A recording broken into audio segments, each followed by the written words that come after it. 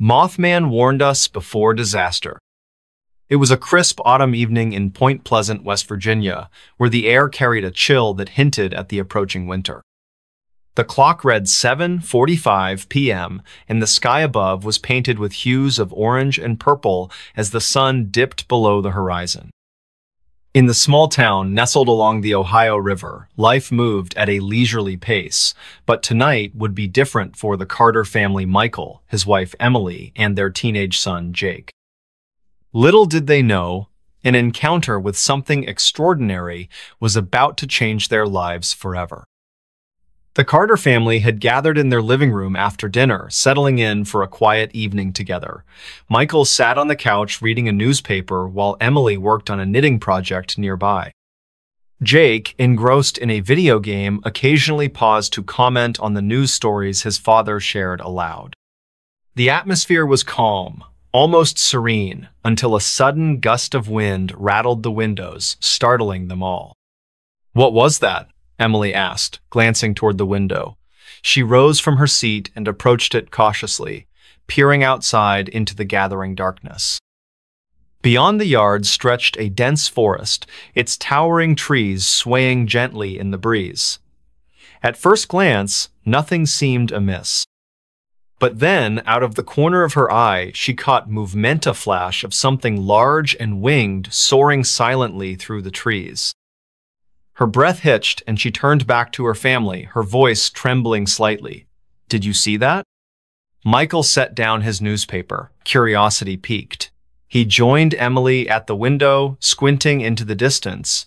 For a moment, there was nothing but the rustling leaves and chirping crickets. Then, without warning, the creature reappeared, a massive figure with wings spanning at least 10 feet, its glowing red eyes piercing through the shadows like twin beacons. It hovered briefly before disappearing into the depths of the forest, leaving behind an unsettling silence. Jake dropped his controller, rushing over to join his parents at the window. "What was that thing?" he whispered, his voice filled with awe and fear. Michael shook his head, unable to offer an explanation. None of them had ever seen anything like it before. As they stood there, trying to process what they'd witnessed, a strange sensation settled over them, a feeling of being watched, as though unseen eyes lingered just beyond the tree line. Later that night, as the family prepared for bed, the memory of the winged creature continued to haunt them. Unable to shake the unease, Michael decided to do some research. He retrieved an old encyclopedia from the bookshelf and flipped through the pages, searching for any mention of similar sightings.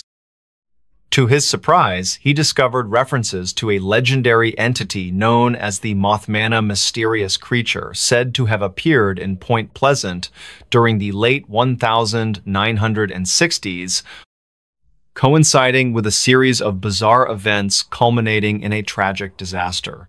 The parallels between those accounts and their own experience were uncanny. The next morning, the Carters discussed their findings over breakfast.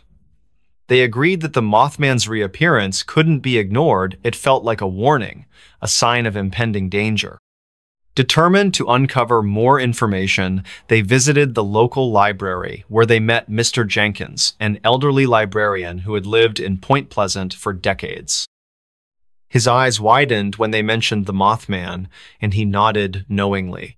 "Ah, yes," he said solemnly. "Many people dismissed it as mere folklore back then, but those who paid attention knew better. The Mothman always appears before tragedy strikes." His words sent shivers down their spines, but they pressed him for details. Mr. Jenkins recounted stories of other sightings of people describing the same glowing red eyes, the same silent flight, and the same ominous presence. He also spoke of the Silver Bridge collapse in 1967, which claimed the lives of 46 people, occurring shortly after the last reported sighting of the Mothman. The connection was undeniable, and the Carters left the library with a heavy sense of foreboding. Over the following days, strange occurrences began to unfold around Point Pleasant. Power outages plagued the town, leaving entire neighborhoods plunged into darkness. Strange noises echoed through the woods at night-low growls and haunting whispers that sent chills down the spines of anyone who heard them. Farmers reported livestock behaving erratically, refusing to enter certain areas near the riverbank. And then came the dreams-vivid nightmares plaguing each member of the Carter family, filled with images of collapsing structures and desperate screams. One evening, as the family sat together in the dim glow of candlelight due to another power outage, they heard a deafening screech that reverberated through the air, followed by the sound of flapping wings overhead. They rushed to the window, hearts pounding wildly, and saw the Mothman once again, this time perched atop a nearby telephone pole. Its red eyes locked onto theirs, staring intently as if delivering a final message. Without speaking, they understood the gravity of the situation. That night, the Carters made a decision. Packing only essentials, they left Point Pleasant, seeking refuge in a neighboring town. Days later, news broke of a catastrophic Eventa major bridge connecting Point Pleasant to Ohio had collapsed under mysterious circumstances, mirroring the tragedy of decades past. Scores of people lost their lives, and the town was left reeling in shock and grief. Though grateful for their escape, the Carters couldn't help but wonder about the Mothman's true nature. Was it a harbinger of doom, or a guardian trying to warn humanity of dangers yet unseen? Whatever the case, one thing was certain: their lives had been forever altered by the encounter. Even now, years later, whenever they hear the distant cry of birds or catch glimpses of shadows moving in the twilight, they pause and remember the glowing red eyes that saved them from disaster. In the end, the Carters learned to live with the knowledge that some mysteries are best left unanswered. Yet, deep down, they remain convinced that the Mothman is still out there watching, waiting, ready to deliver its warnings to those willing to listen. Next story. The Clapping Man of Missouri. He only comes when you clap back. It all started with a whisper in the wind, or so it seemed.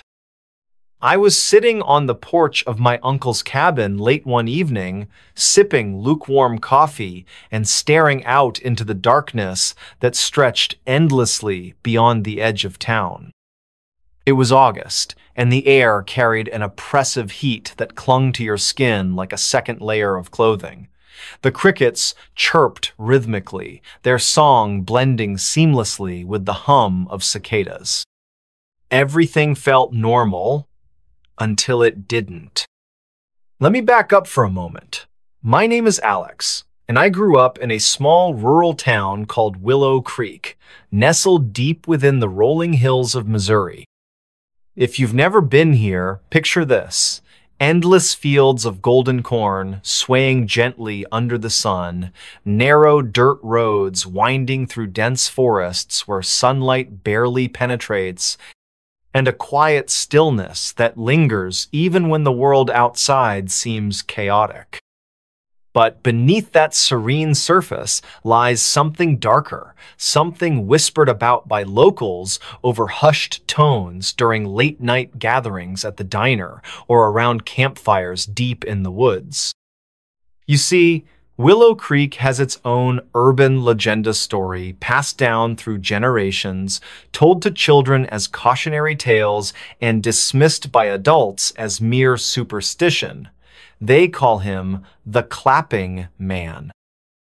As kids, we heard snippets of the tale from older siblings or friends whose parents had warned them not to stray too far into the woods after dark. According to legend, the Clapping Man roams the outskirts of Willow Creek, appearing only in places untouched by civilization: abandoned barns, desolate fields, and shadowy groves where trees twist unnaturally toward the sky. He's said to be drawn to sound specifically: clapping. Here's how the story goes. If you clap twice or more in these isolated areas, he will come, and once he arrives, there's no turning back. Locals always added a chilling caveat: he only comes if you clap back. At first glance, it sounds absurd, doesn't it? like some half-baked ghost story meant to scare restless teenagers into behaving themselves. But no one ever dared to test it not anymore. Not since. Well, let's just say there are reasons why people steer clear of certain parts of the forest now. Fast forward 10 years later, and I found myself returning to Willow Creek for what was supposed to be a peaceful summer break before starting graduate school. My childhood best friend, Jamie, had invited me to join her and a group of friends for a weekend camping trip near Old Hollow Lake, a secluded area surrounded by towering pines and thick underbrush. It wasn't exactly my idea of fun.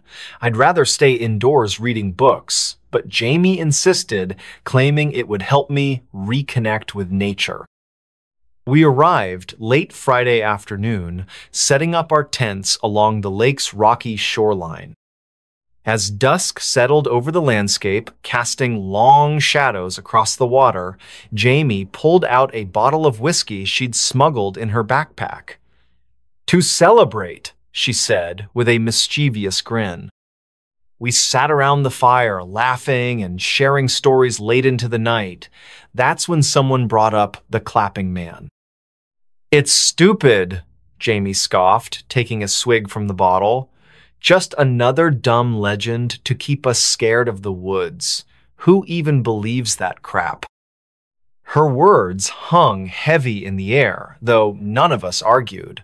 There was an unspoken agreement among us. While most viewed the story as folklore, there remained a kernel of unease buried deep within each of us. Maybe it was the way the wind picked up suddenly, rustling the leaves overhead, or the distant howl of a coyote echoing through the valley. Whatever it was, it made the silence afterward feel heavier than usual. Then came the dare. "Fine," Jamie said, slamming the bottle onto a log. "If you guys don't believe me, let's prove it. Let's go find this clapping man and see if he actually exists." No one responded immediately. Instead, we exchanged nervous glances, the flickering flames reflecting off our faces. Finally, another friend, Sam, spoke up. "All right, but only if you do it first." Jamie smirked, standing up abruptly. "Deal." Armed with flashlights and a growing sense of dread, we ventured deeper into the woods surrounding the lake. The path narrowed quickly, forcing us to walk single file as the canopy above thickened, blocking out the moonlight. Every snap of a twig or scuttle of unseen creatures sent shivers down my spine, but I tried to convince myself it was just the alcohol talking. When we reached a clearing, Jamie stopped abruptly. She turned to face us, her eyes gleaming with determination or maybe bravado. "Watch closely," she said, raising her hands. Then, without hesitation, she clapped twice. The sound echoed through the clearing, reverberating off the trees before fading into silence. For a moment, nothing happened. Just the soft rustle of leaves and the occasional chirp of insects. Then, a faint clap, distant yet unmistakable, answered hers. I froze, my breath catching in my throat. Beside me, Sam muttered, "Did you hear that?" Before anyone could respond, another clap followed, closer this time, and then another, each one louder than the last, closing in like footsteps in the dark. Panic set in as Jamie stumbled backward, dropping her flashlight. The beam rolled away, illuminating the edge of the clearing and revealing a shadow moving between the trees. It wasn't human. By the time we scrambled back to camp, adrenaline coursing through our veins, the mood had shifted dramatically. No one joked anymore. Instead, we huddled together, speaking in hushed tones while keeping watch over the woods. Hours passed, and though the claps hadn't returned, none of us dared to sleep.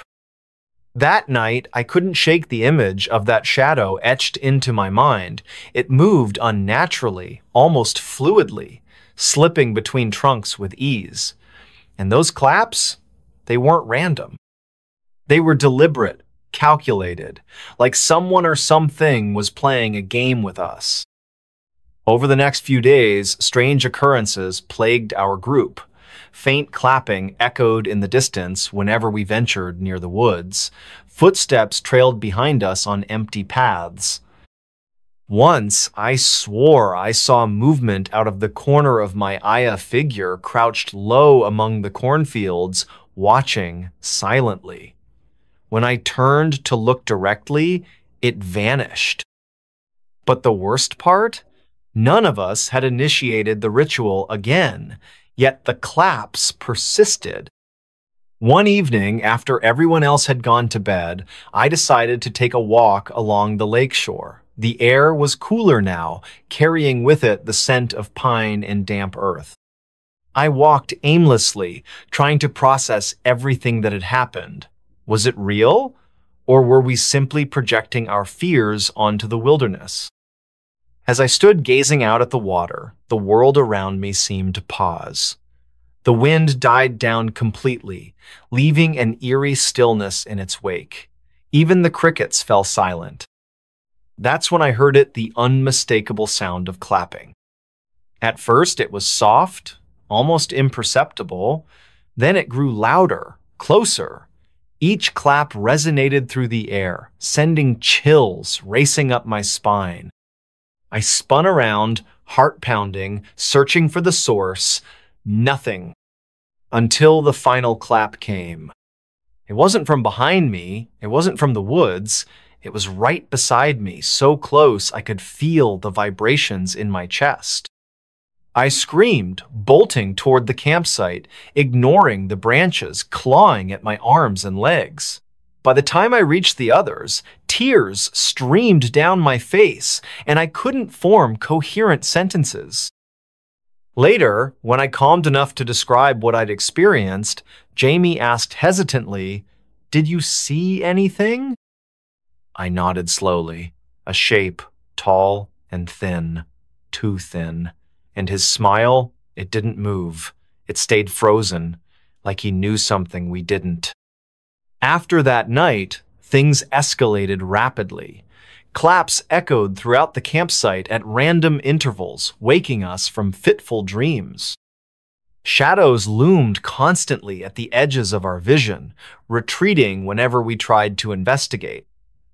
One morning, we discovered footprints leading away from the lake, impossibly large and unnatural. And then there was the mirror. On our last day in Willow Creek, I caught sight of someone clapping in the distance, standing atop a hill overlooking the lake. My breath hitched as I squinted through binoculars, hoping to identify who it was. But when I finally focused, I dropped them instantly. Because the person clapping wasn't someone else, it was me. Or at least, it looked like me. Same clothes, same posture, same terrified expression. Except this version of myself wasn't alone. Behind me, or rather, behind the doppelganger stood the clapping man. Tall, impossibly thin, with a smile that stretched wider than any human mouth should. Before I could scream, the figure raised its hand and clapped twice. This time, I didn't answer. Because I knew better. Now, months later, I still hear claps sometimes. Not every day, but often enough to remind me that whatever we unleashed that night isn't done with us yet.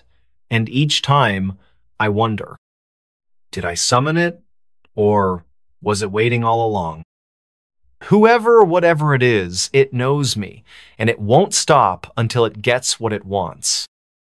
So please heed my warning. Don't clap back, because once you do, there's no going back. Next story. The Bridge That Warps Time.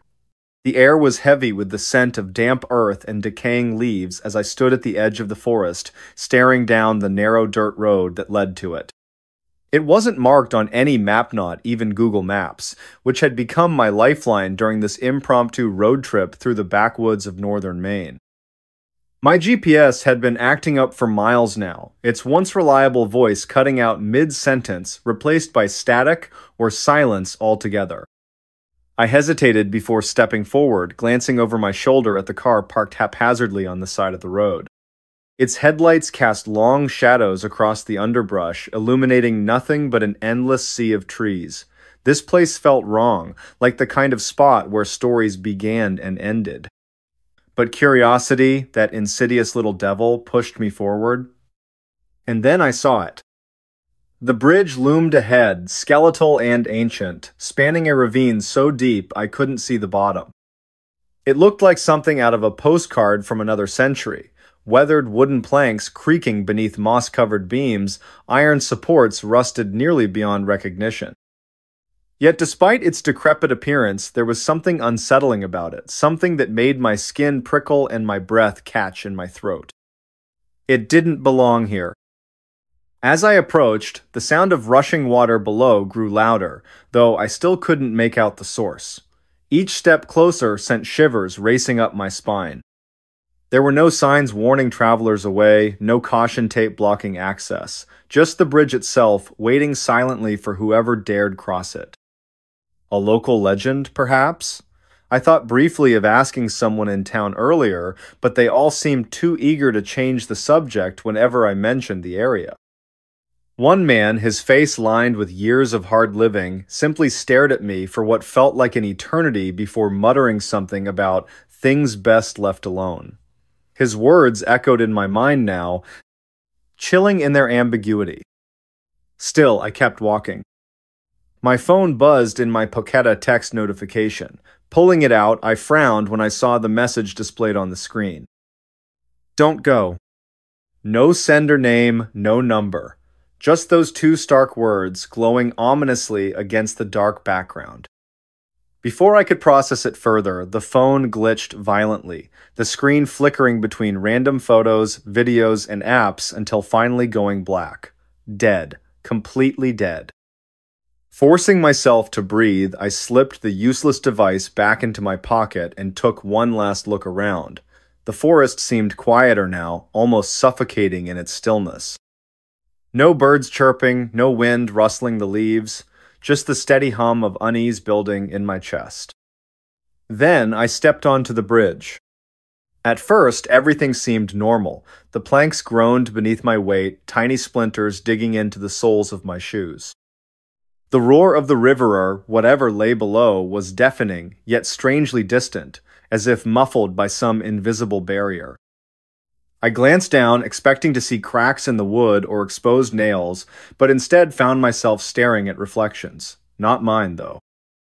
They moved independently of me, distorted figures caught mid-motion, some reaching out, others screaming silently, their mouths stretched wide in silent agony.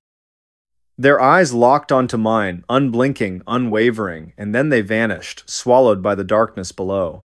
Time began to shift. I noticed it first when I checked my watch, another futile attempt to regain control. The second hand twitched erratically, stopping and starting in unpredictable bursts. Seconds dragged into minutes. Minutes collapsed into seconds. My heartbeat quickened, matching the erratic rhythm of the clock. Was I imagining it, or was something else at play? Footsteps echoed behind me. Spinning around, I searched the bridge for whoever or whatever was following me, but I was alone. The only sound came from the river far below, its ceaseless flow masking anything else that might be lurking in the shadows. Still, the footsteps persisted, growing louder with each passing moment. They weren't coming from behind anymore, they were ahead. Ahead of me. Panic clawed at my throat as I realized the impossible. The steps were echoing before I moved. By the time I reached the midpoint of the bridge, reality had fractured completely. The sun hung low in the sky, casting golden light across the landscape, but the temperature plummeted, frost forming instantly on the wooden planks beneath my feet. Night fell abruptly, stars winking into existence above me as though triggered by some cosmic switch. Then dawn broke again, painting the world in hues of pink and orange. All within the span of a single breath. Voices joined the cacophony now, whispers carried on the wind like fragments of forgotten memories. Some called my name, familiar yet distorted, while others spoke in languages I couldn't understand. Among them, one voice stood out, a child's laughter, pure and innocent, followed by a sharp cry of pain. I froze, searching desperately for its source, but the sound faded before I could pinpoint it. And then I heard it again. This time, it was closer. Much closer. When I turned, I wasn't alone anymore.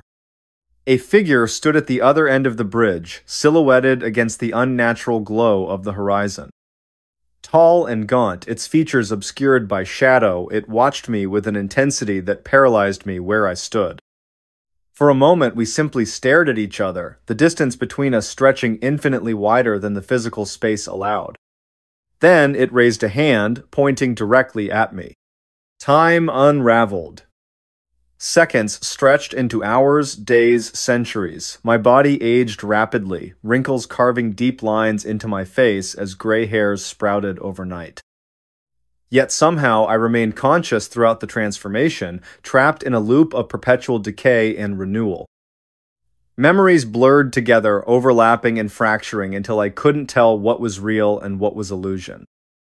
Around me, the bridge twisted and contorted, becoming less a structure and more a liminal space, a threshold between worlds.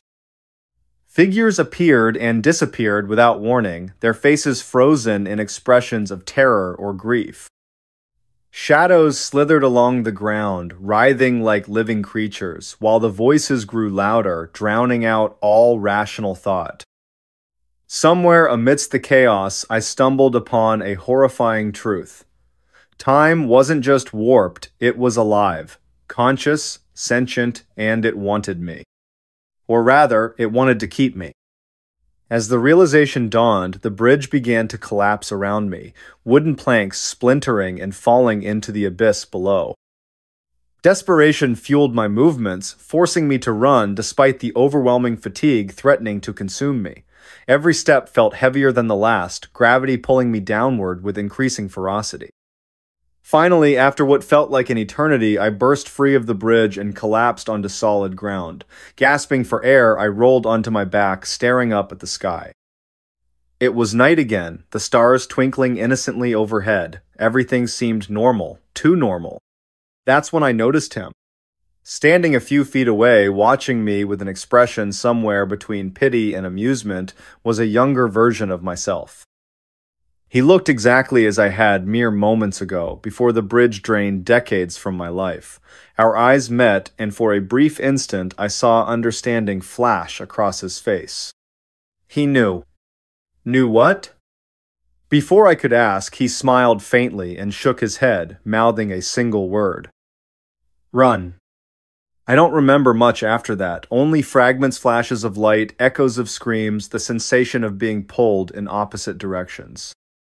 When I finally came to, I was lying in a hospital bed, tubes snaking from my arms, machines beeping softly beside me. A nurse entered the room, her smile warm but strained. "You've been missing for 40 years, she said gently. "Welcome back." 40 years? Impossible. But as I sat up, catching sight of my reflection in the window, I knew she was right. My hair was white, my face lined with age. And yet, inside, I felt unchanged, trapped. Now, every night, I dream of the bridge, of the figure at the other end. Sometimes, when I wake, I swear I can hear footsteps outside my door slow, deliberate, getting closer with each passing day. And sometimes, I wonder if running was the right choice after all. Next story.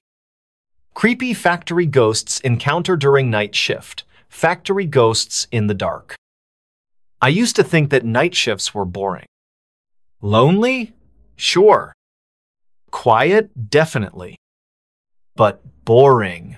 That was the whole appeal. No managers breathing down your neck, no coworkers interrupting your flow, just you, the machines, and time moving slowly.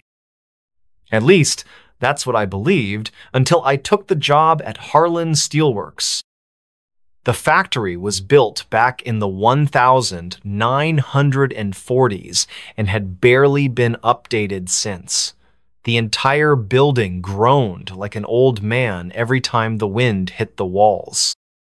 Flickering lights, rusted metal, faded safety posters from decades past, everything reeked of age, and something else I couldn't place at first.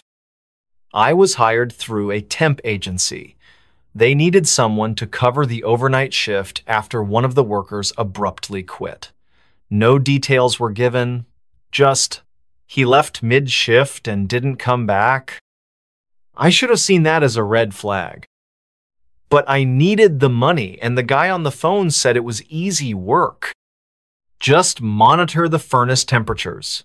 Make sure the conveyors don't jam. Log activity in the binder near the main control panel. That's it. No heavy lifting, no tools, no one to talk to. Easy. My first night started at 10:00 p.m. The factory was about 30 minutes outside town, surrounded by nothing but cornfields and mist. I remember how quiet it was when I pulled into the lot. No other cars. Just mine and the long, low building stretching into the dark like a sleeping beast. I had to buzz myself in. No guard, no receptionist, just a keypad and a red button. Inside, the air was thick with dust and oil. The only light came from a few flickering overheads. The silence was so complete, I could hear the hum of the fluorescents like they were whispering directly in my ears. I found the control panel and checked the binder. The previous shift had signed out at 9:55. No notes, no warnings, just initials, KL. That name would come back to me later, in the worst way. The first 2 hours were uneventful. I made my rounds, logged temps, stretched my legs. The machines weren't running maintenance, apparently so it was just me and the silence. Around midnight, things started to feel wrong. It began with a loud clang from the far end of the conveyor line. I froze. It wasn't the wind. It wasn't a creaky pipe. It was deliberate, like someone had kicked a metal drum. I called out, "Hello? Anyone there?" No response. I grabbed the flashlight hanging by the panel and walked toward the noise. The beam cut through the dark like a knife. I passed rows of dormant machinery, their surfaces slick with oil and grime. Everything looked undisturbed. But then, at the end of the corridor, just past the hydraulic press, I saw movement, a figure darting between machines. I nearly dropped the flashlight. "Hey!" I shouted, trying to sound firm. "You're not supposed to be here!" Still nothing. I picked up my pace, turned the corner. No one. But I swear I heard breathing, labored, ragged breathing, right behind me. I turned fast, just empty space. I tried to shake it off, told myself my eyes were playing tricks, maybe a rat, maybe my own reflection. But the dread didn't leave. It clung to me like cold sweat. I returned to the control panel and tried to refocus. Logged another temperature check. But when I glanced at the binder, something had changed. Under the last log entry, someone had written, "You shouldn't be here." I stared at the words, my mouth suddenly dry. I hadn't written that. I was alone. I tore the page out and shoved it in my pocket. Told myself maybe it had been there the whole time, and I just hadn't noticed. But I didn't believe it. Around 2:00 a.m., the intercom crackled to life. A garbled voice said, "Help, down here." My stomach turned. There wasn't supposed to be anyone else in the building. I grabbed the flashlight again, hands shaking. "Who is this?" I asked. "Where are you?" Static. Then again, "Trapped, please." I followed the sound toward the maintenance sub-levelan area I hadn't been told about. The stairs were narrow and slick with moisture. The deeper I went, the colder it got. At the bottom was a long hallway lit by red emergency bulbs. I moved slowly, every step echoing like a gunshot. The voice came again. "Don't leave me here." I turned the corner. The hallway ended at a massive steel door marked Furnace Room B. It was ajar. I pushed it open. The heat hit me like a wave, but the room was empty except for a single charred hard hat resting in the center of the floor. The name etched into it? K.L.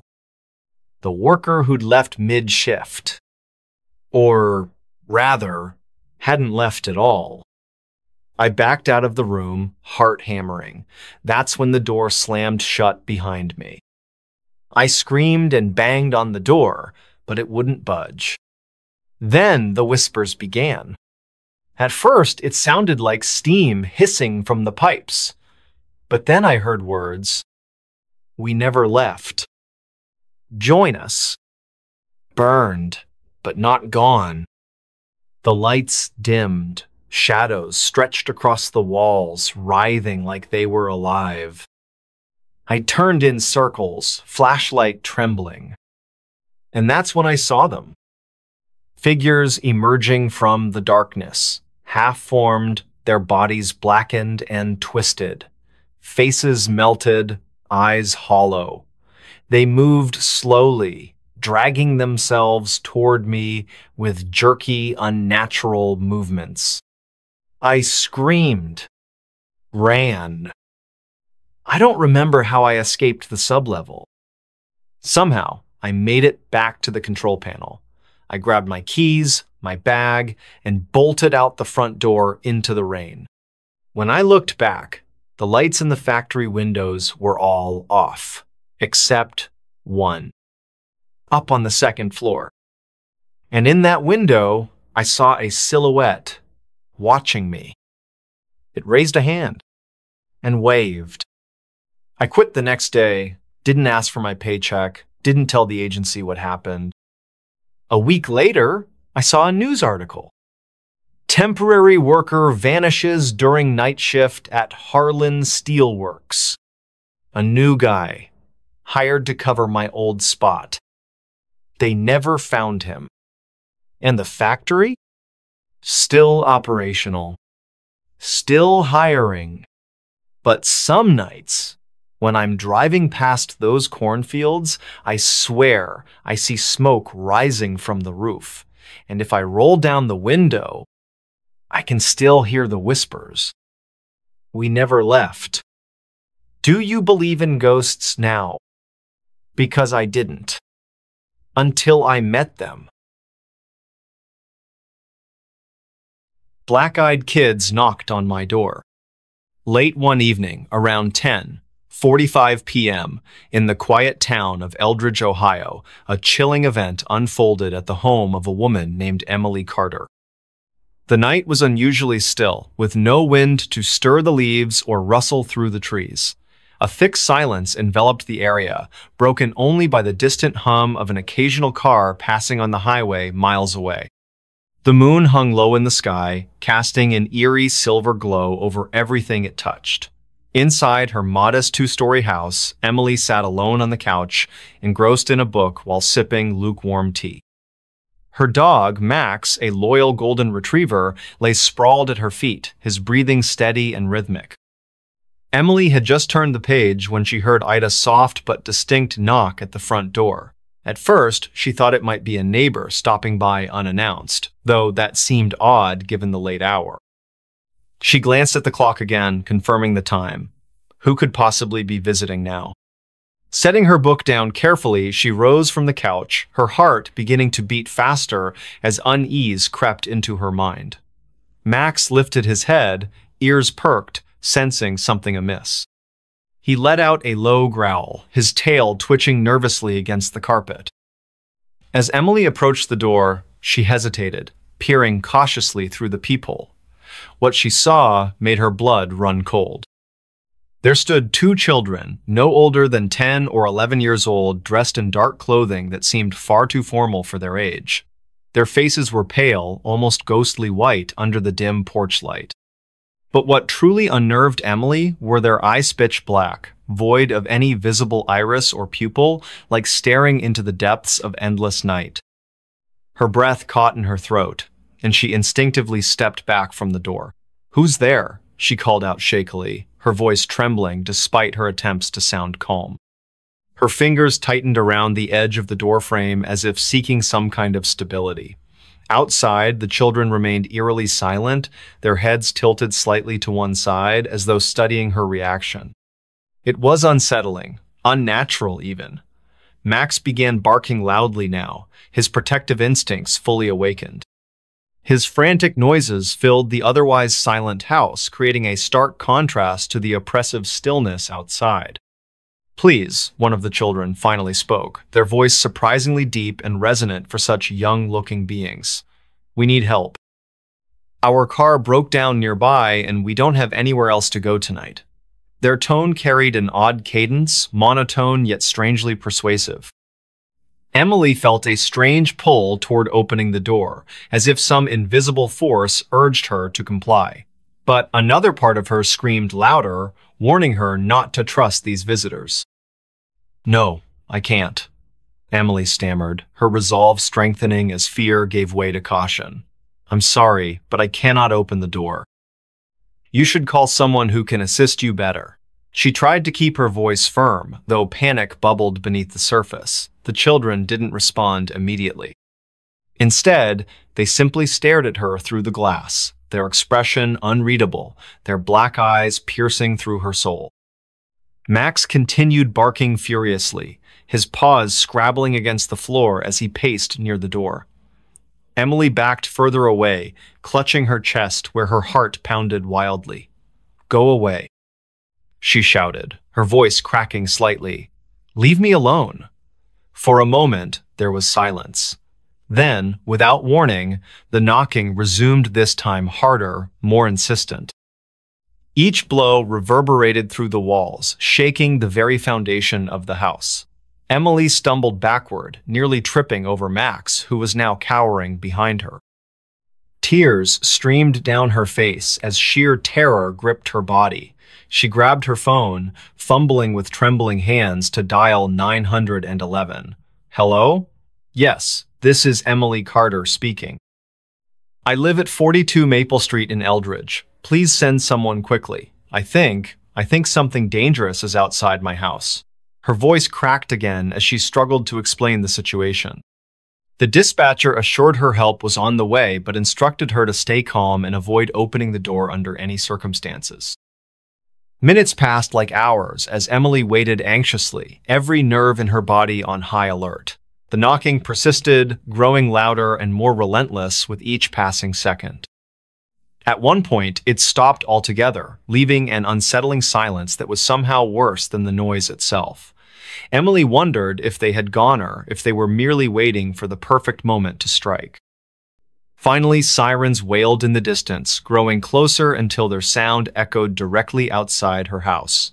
Relief washed over Emily as she watched red and blue lights flash across her windows.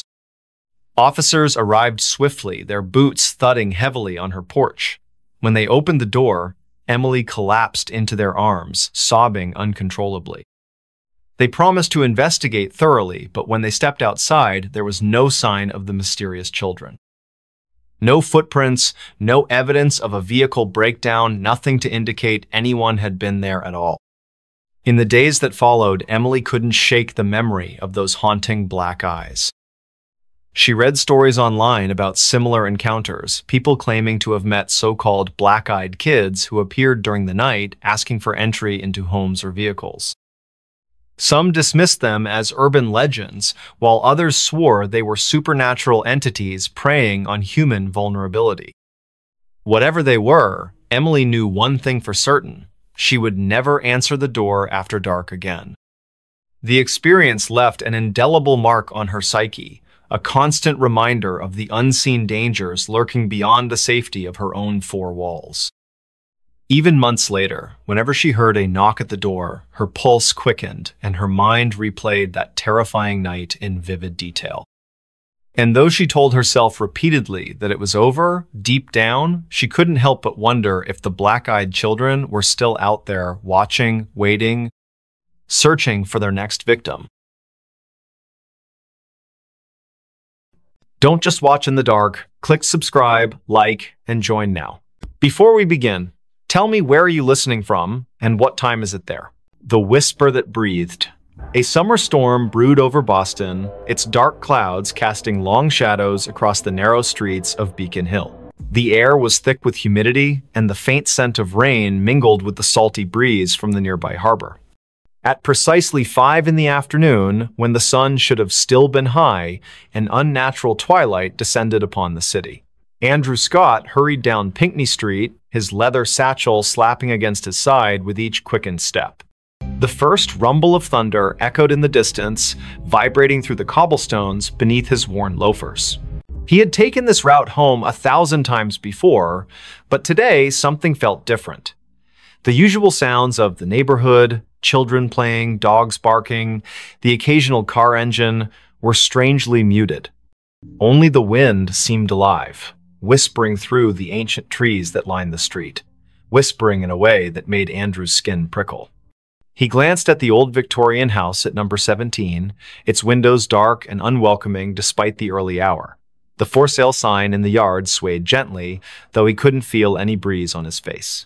Madison Rivera stood at her kitchen window on Mount Vernon Street, staring out at the gathering storm. Her teacup trembled slightly in her hand as she watched the clouds churn above the gold dome of the State House. She had lived in this neighborhood her entire life, but never had she seen such an ominous sky this early in the evening. The antique clock on her wall ticked loudly in the silence, each second stretching longer than it should. Something about the atmosphere felt wrong, like the world was holding its breath, waiting for something to happen. In the South End, James Cooper sat alone in his apartment on Tremont Street, absently flipping through old photographs. The lightning flashed outside, illuminating his collection of vintage cameras displayed on the shelves. His fingers paused on a particular picture, a group of friends gathered at Boston Common, smiling faces frozen in time. But as another bolt of lightning illuminated the room, he could have sworn one of the faces in the photograph moved, just for a moment. Just enough to make his heart skip a beat. The frame fell from his hands, shattering on the hardwood floor. Andrew found himself drawn to the old cemetery at the top of Copp's Hill. The wrought iron gates creaked open before him, though he was certain he hadn't touched them. The gravestones stood like silent sentinels, their weathered inscriptions barely visible in the dim light. As he walked between the rows, the whispers grew louder, more distinct. They weren't words exactly, more like fragments of memories or thoughts that didn't belong to him. A cold droplet of rain hit his cheek, followed by another. The storm was getting closer, the thunder growing more insistent, yet he couldn't bring himself to leave. Madison's phone rang suddenly, making her jump. The caller ID showed a number she didn't recognize, but something compelled her to answer. "Hello?" she said, her voice barely above a whisper. There was no response, only the sound of breathing, slow, deliberate, measured breaths that seemed to echo in her ear. The connection remained open, the breathing continuing without variation. She wanted to hang up, but her fingers wouldn't move. Outside, the wind picked up, rattling the windows and sending a chill through the room despite the summer heat. James had gathered the broken pieces of the photograph frame and was attempting to reconstruct it when he noticed something odd. The image inside had changed. Where once there had been 6 smiling faces, now there were 7. The new face wasn't clear, just a blur of features that seemed to shift when he tried to focus on them. The room temperature dropped suddenly, and his breath came out in visible puffs. From somewhere deep within the walls, he heard a soft scraping sound, like fingernails dragging across wood, getting closer with each passing moment. The rain began to fall in earnest now, drumming against rooftops and streaming down window panes throughout the city. Andrew found himself standing before a particular gravestone, its inscription worn almost smooth by time. Yet he could read it perfectly in his mind. Elizabeth Hargrove, 1865. The name triggered something in his memory, though he couldn't place why. The whispers around him formed words now, disjointed phrases that painted pictures of a life cut tragically short. Never meant to. Kept calling me back. So cold here. Madison finally managed to end the call, dropping the phone on the counter with shaking hands. The lights flickered, then steadied, then flickered again. She moved to check the circuit breaker, but stopped when she saw her reflection in the hallway mirror. It wasn't quite right, her eyes were wrong, too dark, too empty. She blinked, and the reflection smiled while she remained expressionless. The breathing from the phone call continued behind her, though no device was near. You shouldn't have answered, it seemed to say, so softly she might have imagined it. James had barricaded himself in his bedroom, the photograph hidden safely in a drawer. The scraping had stopped, replaced by a gentle tapping at his window. When he looked, there was nothing there except the distorted reflection of his room. But something about the angles was off, as if space itself had bent slightly out of shape. His cameras, usually arranged with precise care, were now facing inward, their lenses trained on his bed. "They see you," he whispered to himself, though he wasn't sure where the words came from. The storm outside reached its peak, lightning flashing continuously, yet the darkness in his room deepened rather than lifted. The three of them, Andrew, Madison, James, were connected by threads they couldn't see, drawn together by forces beyond their understanding. Each had experienced strange occurrences before, dismissing them as coincidence or imagination. But now, as the storm battered Boston and the boundaries between worlds grew thin, they would be forced to confront the truth. Elizabeth Hargrove's story wasn't finished, and somehow they had become part of its conclusion. Andrew traced his fingers along the edge of the gravestone, feeling the rough stone bite into his skin. The pain was real, grounding him when everything else felt surreal. The whispers told him things, terrible things, about what had happened here all those years ago. A forbidden love, a desperate plea, a final betrayal. The rain soaked through his clothes, but he barely noticed. In his mind's eye, he could see her, Elizabeth, young and beautiful, standing at the edge of the hill, looking out toward the harbor. Her lips moved, forming words he couldn't hear over the storm. But he could feel them, resonating in his chest like a second heartbeat. Madison had retreated to her basement, seeking sanctuary from whatever haunted her home. The old furnace hummed in the corner, its rhythm matching the breathing that now filled every room. Boxes stacked against the walls contained fragments of her family's history, generations of Riveras who had lived and died in this very house. She opened one at random, finding a yellowed newspaper clipping. The headline read, "Local Girl's Mysterious Death Shocks Community." The date was June 12, 1865. The photograph showed a girl who looked remarkably like her, standing beside a man whose face was obscured by shadow. He promised, the breathing seemed to say. But he lied. James discovered something in his closet, a small wooden box he didn't remember owning. Inside were letters, written in elegant script that faded even as he read them. They spoke of longing and loss, of meetings in secret places, of promises broken under duress. The last letter ended abruptly. "If you're reading this, then I have failed. Tell them what he did, tell them how he silenced me, the whispers will guide you." The room temperature plummeted, frost forming on the inside of his window. Outside, something moved between the flashes of lightning, something that shouldn't exist in this world. Find them. It breathed. All of you. The storm reached its crescendo, lightning striking the gold dome of the State House with a deafening crack. For a moment, everything went white, and when vision returned, the city seemed subtly altered.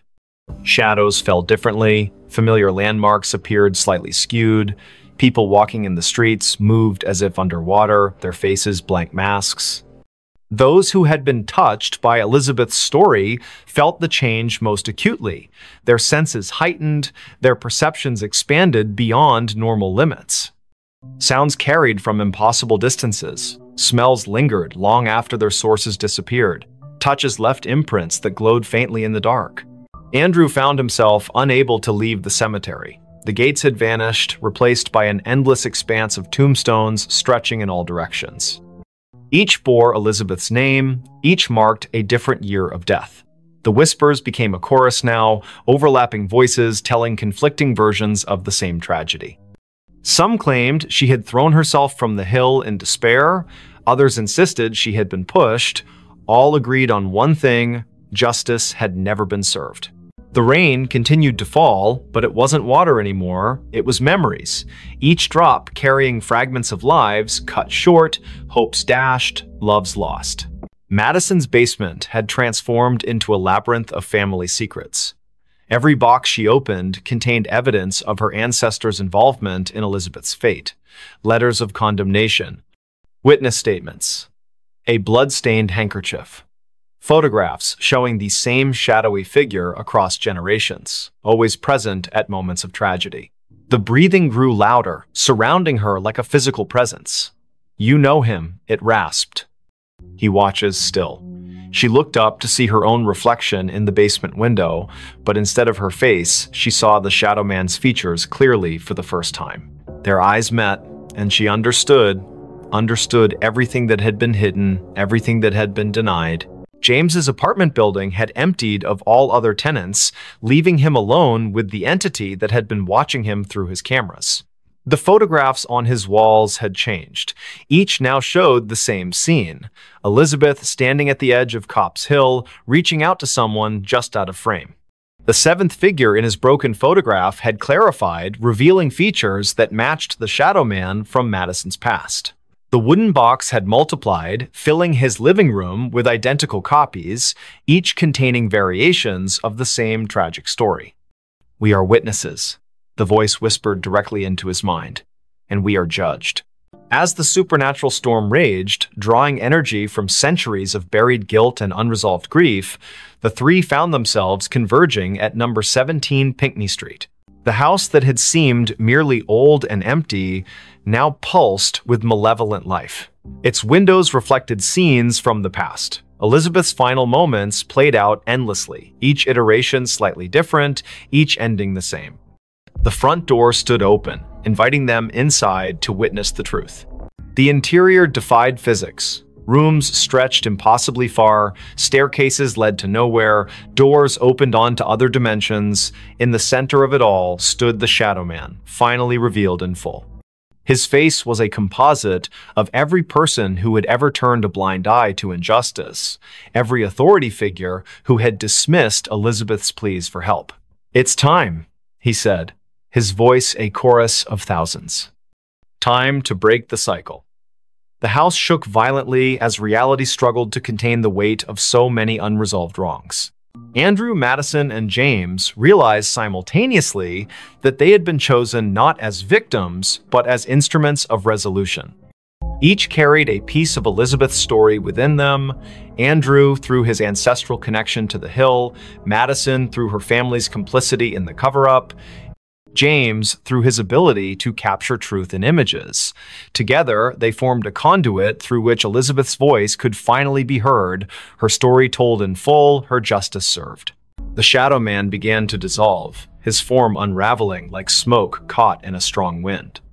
"Too late," he whispered, fragments of his essence dispersing into the ether. "The truth cannot be contained." The house around them started to collapse, folding in on itself as centuries of lies unraveled. Through the destruction, Elizabeth emerged, not as a ghost, but as a manifestation of collective memory given form. Her eyes held all the sorrow of her age, yet also a spark of hope newly kindled. The storm broke as suddenly as it had begun, leaving behind an eerie calm. Number 17 Pinckney Street stood intact once more, its windows dark and its for sale sign swaying gently in the evening breeze.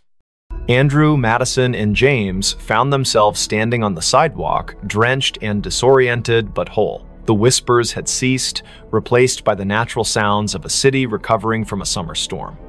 Lightning flashed one last time, illuminating the hilltop where Elizabeth had stood so long ago. For a brief moment, they thought they saw her silhouette against the darkening sky, her hand raised in farewell. Life in Boston returned to normal, though those who had been touched by the supernatural events carried their experiences like scars, invisible to others, but ever present in their minds. Andrew devoted himself to preserving local history, ensuring that stories like Elizabeth's would never be forgotten again. Madison worked to uncover other buried truths in her family's past, determined to break cycles of silence and denial. James continued taking photographs, but now his lens sought to capture not just images, but essences, the intangible elements that made people who they were. On quiet summer evenings, when storms gathered over the city and the wind whispered through the ancient trees, some claimed they could still hear Elizabeth's voice. Not demanding vengeance, not seeking pity, simply reminding those who would listen that truth has a way of emerging, no matter how deeply it is buried. And sometimes, when passing number 17 Pinckney Street, particularly sensitive souls might catch a glimpse of movement in an upper window or feel a gentle touch on their shoulder, accompanied by the softest of whispers, "Thank you." The story of Elizabeth Hargrove became legend in certain circles, a cautionary tale about the dangers of ignoring injustice and the power of collective memory. Her name appeared in historical records, her story told in museums and walking tours. Yet those who had truly known her, Andrew, Madison, James, understood that her presence lingered not in these official accounts, but in the spaces between them. In the moments when the world seemed to hold its breath, when shadows fell just a little too deep, when the wind carried voices from another time, Boston continued its march forward, oblivious to the thin veil separating past from present. Summer storms still rolled in from the Atlantic, lightning still illuminated the gold dome of the State House. Children still played in the shadow of Copp's Hill, unaware of the tragedy that had unfolded there so long ago. But somewhere, in the fabric of the city itself, Elizabeth's story continued to resonate. A reminder that some truths refuse to be silenced. Some voices continue to breathe long after their bodies have turned to dust. And on nights when the moon hung low over Beacon Hill, casting long shadows across the cobblestone streets, those who listened closely might hear it, the whisper that breathed, carrying fragments of a life reclaimed, echoes of justice finally served. Reminders that even in death, truth finds a way to speak through those willing to listen. Next story. The unsolved case of room 606, the hotel room that never existed. I never thought I'd be sitting here telling you this story. It's not something anyone would believe if they hadn't experienced it themselves. But the truth is, some things in life are too strange to ignore, and room 606 was one of them. Let me start from the beginning. It all began with a phone call late one night, a voice on the other end that sounded like someone trying desperately to warn me about something I couldn't yet understand. "Don't go there," it whispered before disconnecting abruptly. At first, I dismissed it as a prank or just another sleepless night getting the better of me. But then the emails started coming. Anonymous messages filled with cryptic warnings. Room 606 doesn't exist, but it will find you. The more I tried to ignore them, the louder they became. And eventually, curiosity got the better of me. You see, I'm a journalist by trade, and stories like these are my bread and butter. Urban legends, unsolved mysteries, they're what keep me up at night, both figuratively and literally. So, when I stumbled across an article online about a hotel called the Grand Elysian, nestled deep in the heart of a small town no one had ever heard of, I knew I had to investigate further. According to local lore, the Grand Elysian wasn't just any ordinary hotel, it was infamous for its mysterious past. Guests reported hearing whispers through the walls, feeling cold spots where none should exist, and even seeing shadows moving in places they shouldn't. But what intrigued me most was the legend surrounding room 606.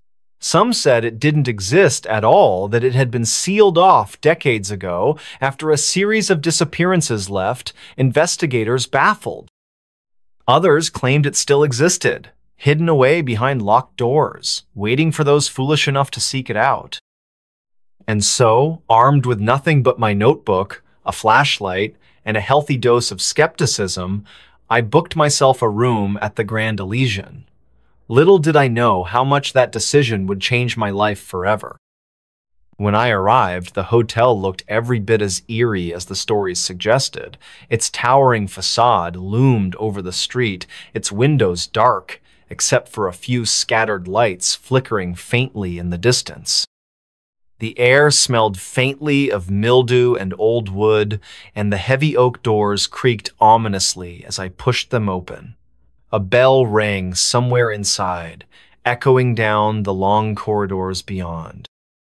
At the front desk sat an elderly man whose eyes seemed to pierce right through me. He introduced himself simply as Mr. Grayson, though his name tag bore no such title. His fingers trembled slightly as he handed me my keycard, and his voice carried a weight that made me feel uneasy. "You're staying in room 412, he said without looking up. "Fourth floor. Elevators around the corner."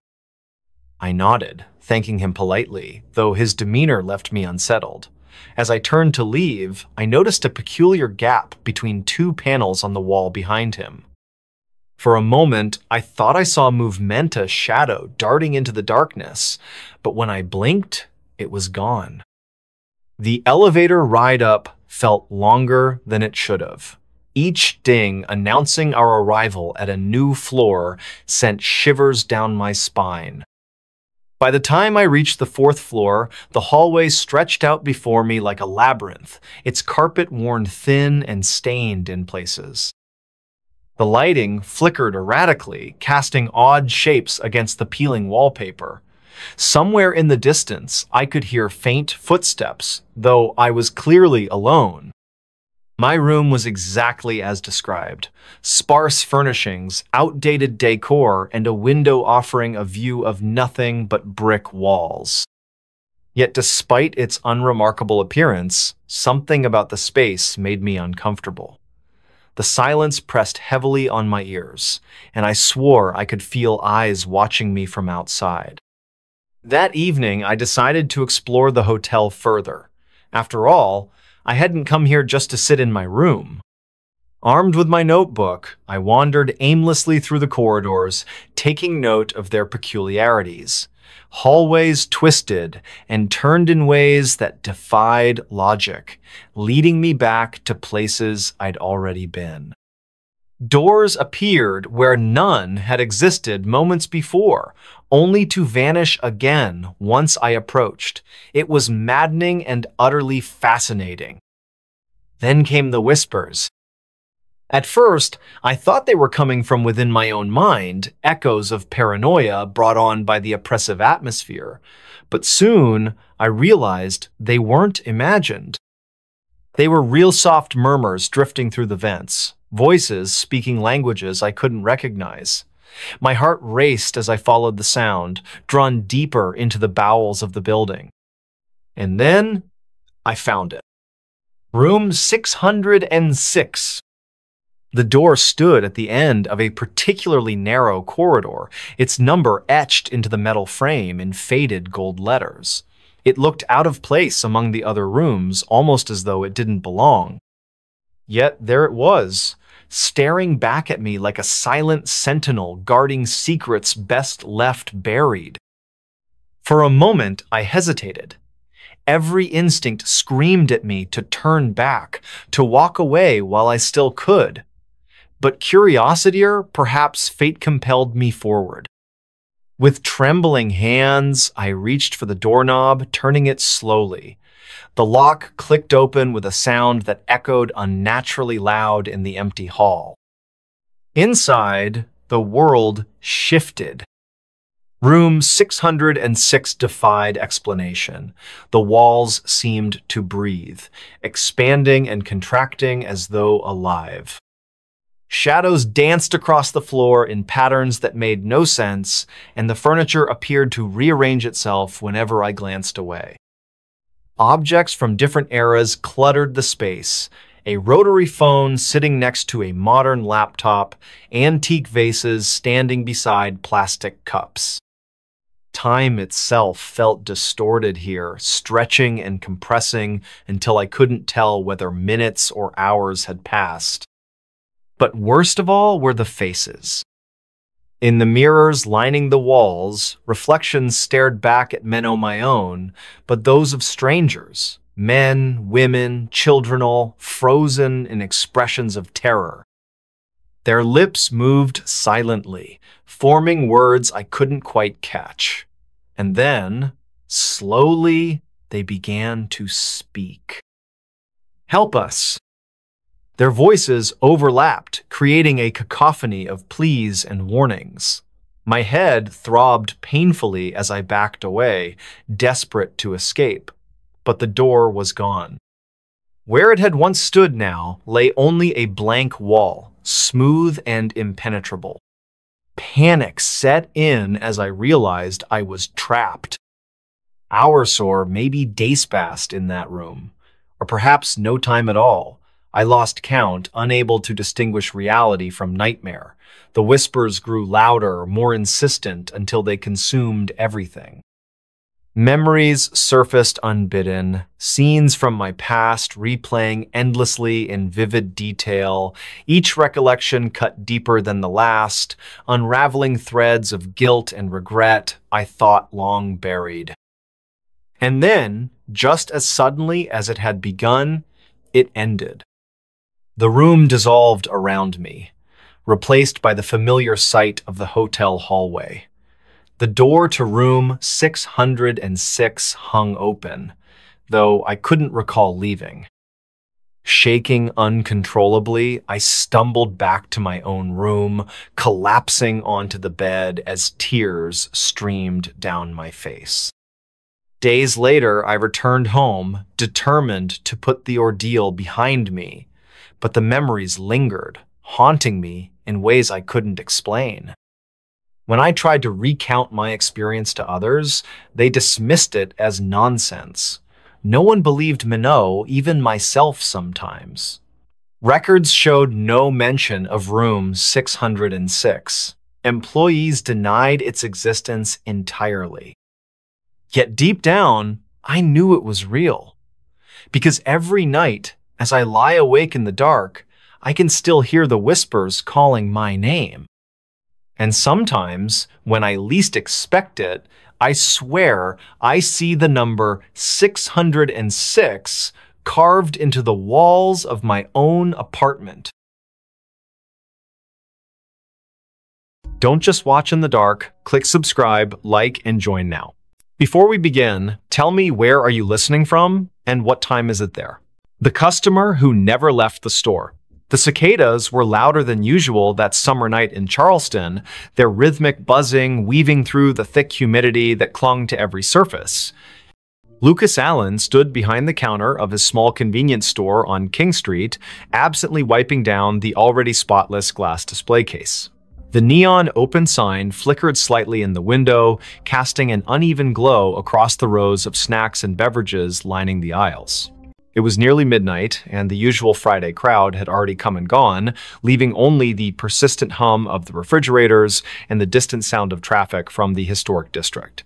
Lucas checked his phone for what felt like the 100th time that evening. No new messages, just another quiet night in a city that never truly slept. He sighed and glanced at the security camera monitors mounted above the cigarette rack. Each screen showed a different angle of the store's interior. all empty except for his own reflection in the convex lenses.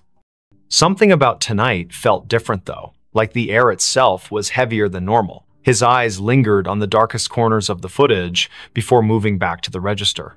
The bell above the door jingled softly, making Lucas look up with automatic politeness. A woman stepped inside, her presence immediately altering the atmosphere of the shop. She wore a long coat that seemed inappropriate for the sweltering July heat, its dark fabric hanging loosely around her thin frame. Her face was partially obscured by stringy blonde hair that caught the fluorescent light in strange ways, as if it didn't quite belong there.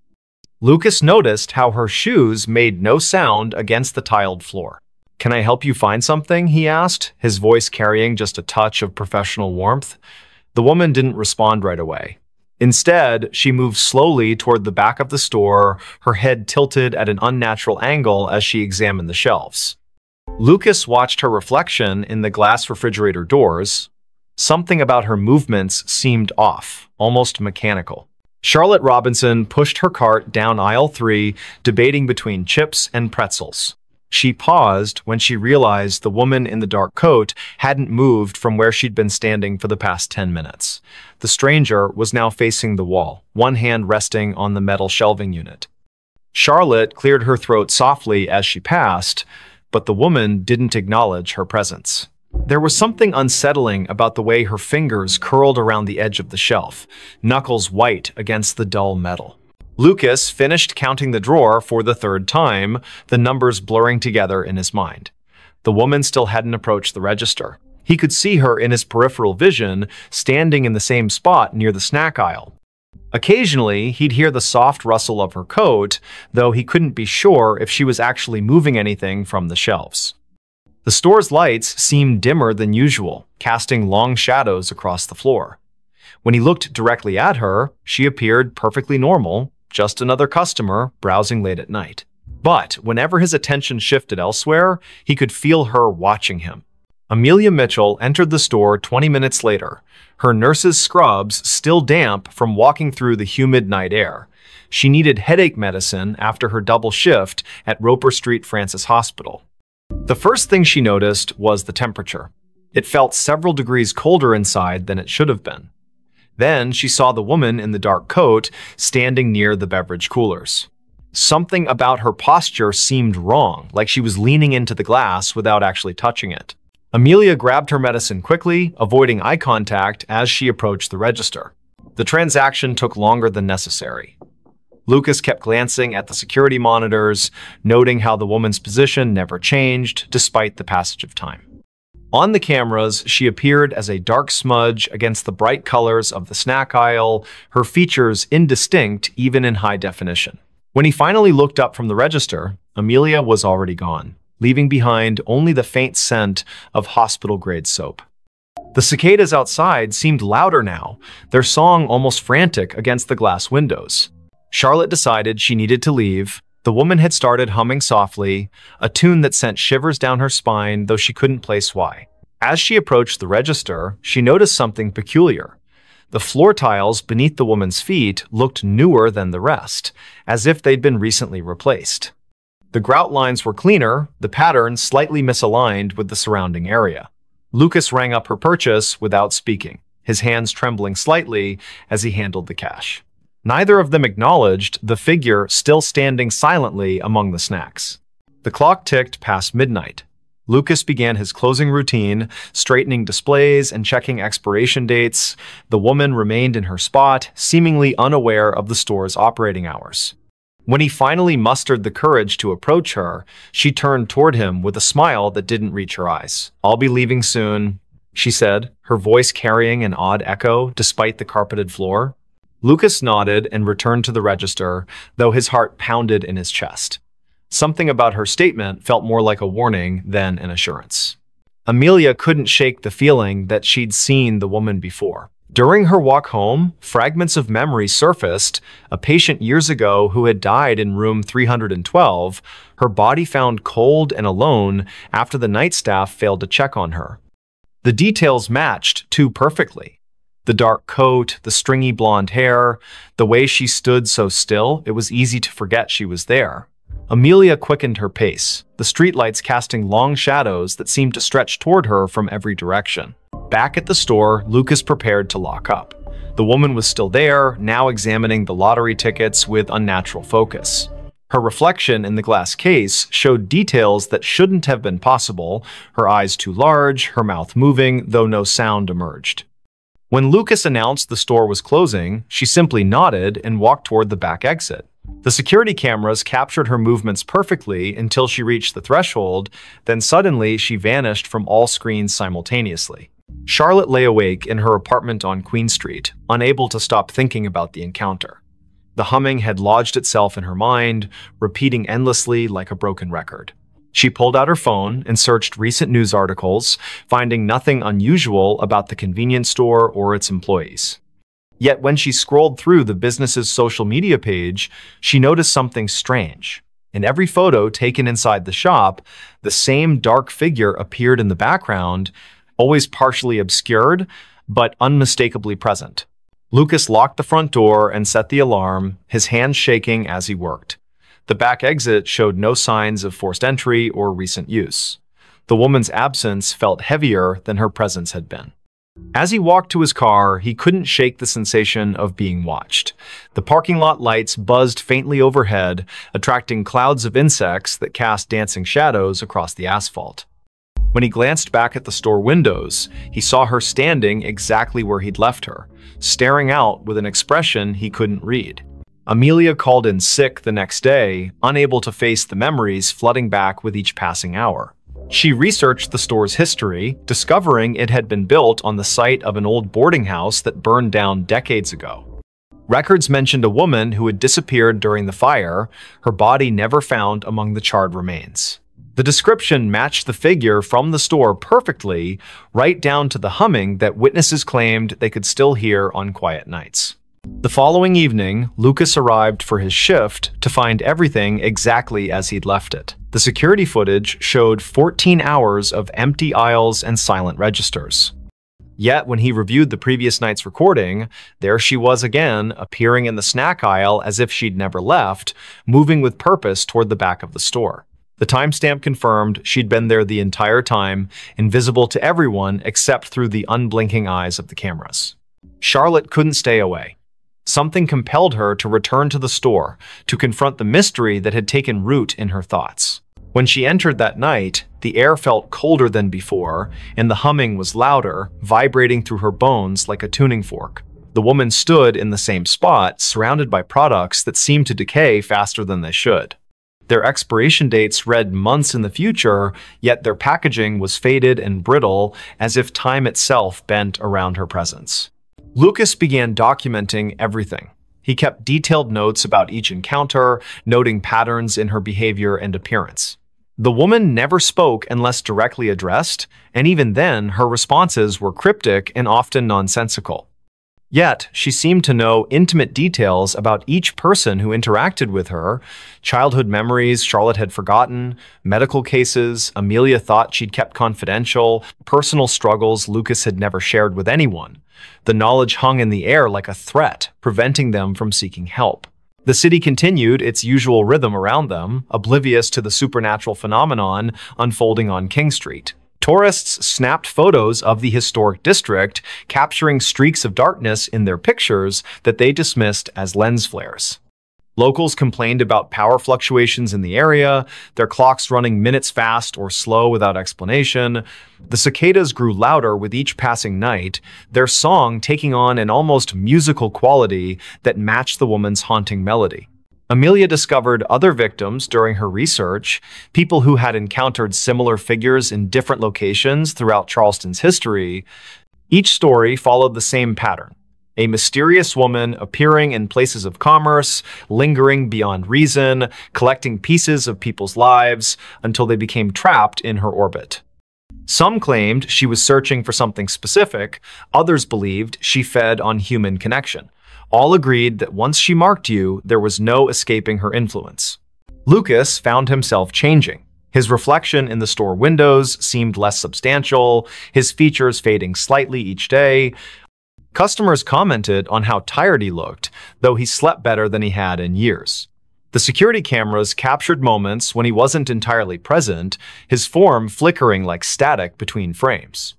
The woman watched these transformations with apparent satisfaction, her humming growing more complex, as if composing a symphony only she could hear. Charlotte's friends noticed her withdrawal from social activities. She spent hours sitting in her apartment, staring at the convenience store's security feed she'd hacked into. The woman's movements created patterns that resembled ancient symbols when traced over time. Mathematical equations formed in the spaces between appearances, suggesting a logic behind the madness. Yet each revelation came at a cost, fragments of Charlotte's personality chipped away, replaced by an understanding she couldn't articulate. The temperature in the store dropped steadily, creating condensation on the windows that spelled out words when viewed from certain angles. "Help me" appeared repeatedly, though none of them could determine if it was a plea or a command.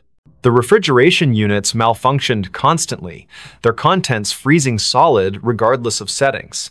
Products aged rapidly on the shelves, some turning to dust within hours of stocking. Time itself seemed to warp around the woman, bending reality to accommodate her presence. Amelia's dreams became vivid and disturbing. She found herself wandering through endless aisles of forgotten stores, each one containing the same dark figure waiting patiently. The humming followed her into consciousness, becoming a constant companion that drowned out other sounds. Her colleagues at the hospital remarked on her improved intuition regarding patient care, though they couldn't explain how she knew things she shouldn't. The line between her world and the woman's realm blurred until she couldn't tell which side she belonged to. Lucas attempted to break the cycle by staying away from the store. For 3 days, he avoided King Street entirely, hoping distance would sever the connection. Instead, the woman's influence grew stronger. She appeared in his apartment mirror, reflected in puddles during rainstorms, visible in the steam rising from his morning coffee. The humming never ceased, matching his heartbeat until he couldn't distinguish between internal and external sounds. His attempts to warn others fell on deaf ears, their faces blank as if seeing through him. Charlotte documented everything obsessively, filling notebooks with observations and calculations. The patterns revealed themselves gradually, forming a complex web of connections between victims across generations. Each person had experienced loss or isolation significant enough to create a void the woman could fill. They had sought comfort in material possessions, believing wealth or convenience could replace human connection. The realization hit her like a physical blow. They were all customers who had never truly left the store, trapped by their own desires. The final confrontation occurred on the hottest night of the summer. The cicadas screamed in harmony with the humming, their combined song shaking the glass in the store's windows. Lucas, Charlotte, and Amelia found themselves drawn back to the convenience store despite their efforts to resist. The woman waited for them in aisle 3, her dark coat billowing as if caught in a wind that didn't exist. Her smile revealed too many teeth, each one gleaming like polished stone. "You've learned," she said, her voice resonating through the empty store. But learning isn't enough. The floor tiles beneath them shifted, revealing the foundation of the old boarding house. Charred wood and ash filled the space where modern construction should have been. The security cameras captured everything perfectly, broadcasting their final moments to empty monitors throughout the building. One by one, they stepped forward, unable to resist the pull any longer. The store remained open for business the next day. New employees arrived, unaware of the previous staff. Customers browsed the aisles, selecting items they didn't need but couldn't refuse. In the security footage, dark figures moved among the shelves, their forms becoming clearer with each passing night. The humming continued, growing louder with each new victim drawn into its melody. And in aisle 3, the woman waited patiently, collecting souls who had forgotten what it meant to truly leave. Hookman left his claw behind. It was a chilly autumn evening in the small town of Willow Creek, where the air carried the scent of fallen leaves and damp earth. The clock struck 9:45 p.m. as Emily Carter sat nervously in her car, parked near the edge of a darkened forest at the end of Maple Lane. Beside her sat her boyfriend, Mark Thompson, his arm resting casually on the back of the seat as he tried to reassure her with light conversation. The forest loomed ominously ahead, its towering trees casting long shadows across the road, even under the pale glow of the moon. Neither spoke of the reason they were there, the infamous legend of the Hookman. The story had been whispered among their friends for years, passed down like an urban myth meant to scare teenagers into behaving themselves. According to local lore, the Hookman was a disfigured killer who roamed the woods at night searching for unsuspecting victims. His weapon of choice? A jagged, claw-like hook that replaced one of his handsaw, gruesome reminder of his violent past. Some claimed he had died decades ago, while others swore he still stalked the area, drawn by the fear of those who dared visit his domain after dark. Tonight, Emily and Mark found themselves testing the truth behind those tales. As they sat in silence, the forest grew eerily quiet, the usual sounds of wildlife replaced by an unsettling stillness. A sudden gust of wind rattled the car windows, making Emily jump. "Do you think it's true?" she asked softly, her voice trembling slightly despite her attempts to sound brave. Mark chuckled nervously, though his grip on the steering wheel tightened involuntarily. "Of course not," he replied, forcing a reassuring smile. "It's just a story." But then came the sound of faint scratching noise against the roof of the car, followed by a soft thud as if something heavy had landed nearby. Both froze, their hearts pounding wildly in unison. "What was that?" Emily whispered, her eyes darting toward the rearview mirror. Outside, the forest remained silent, its shadows unmoving, yet somehow more menacing now. Mark turned the key in the ignition, preparing to drive away, but the car engine refused to start. Panic surged through them as they realized they were trapped. From somewhere beyond the tree line emerged a figure tall, gaunt, and cloaked in darkness. Its face was obscured by shadow, but its presence radiated an undeniable menace. In one hand, it held what appeared unmistakably to be a hooked blade, glinting faintly in the moonlight. Emily screamed, throwing herself against the passenger door as the figure approached slowly, deliberately.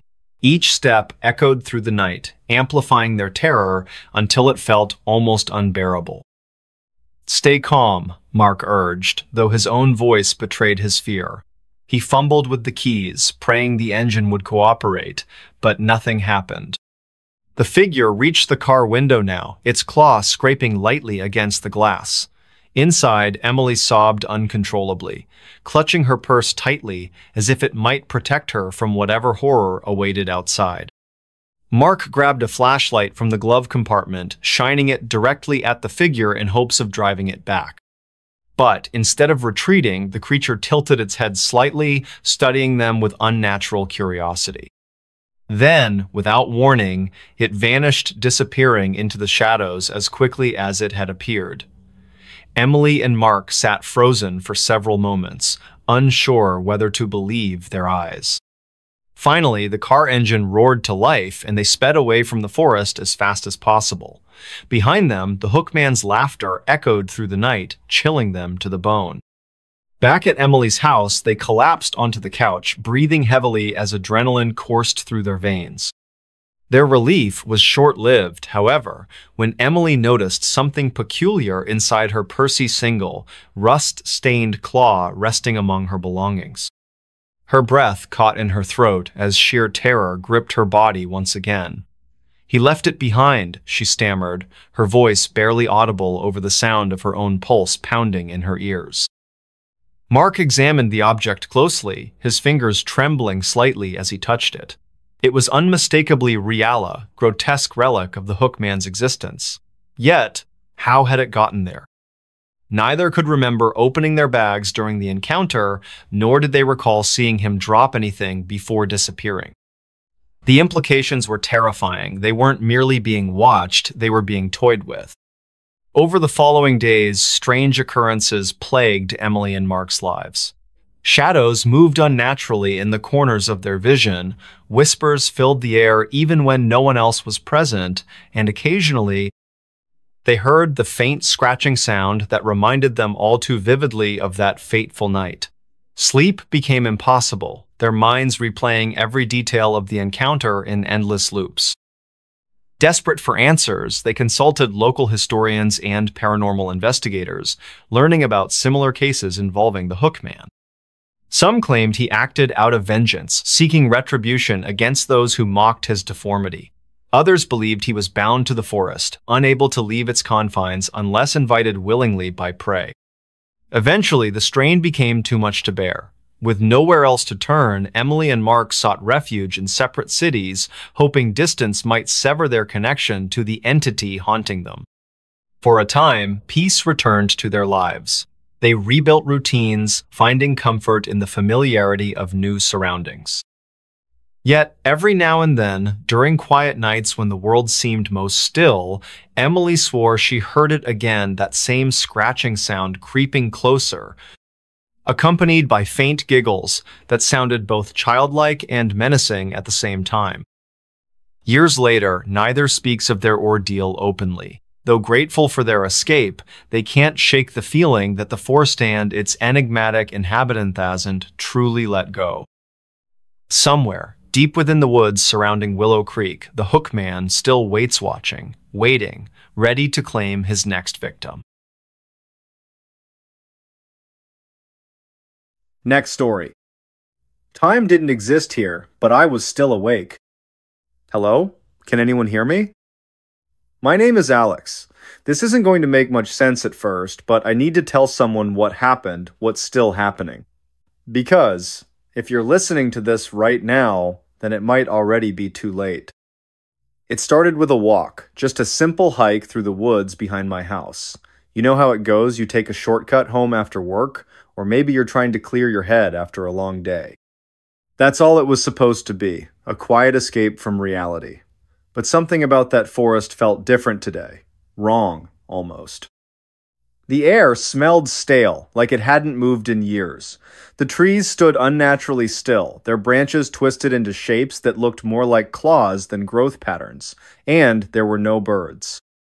No insects buzzing around me, just silence. Thick, heavy silence.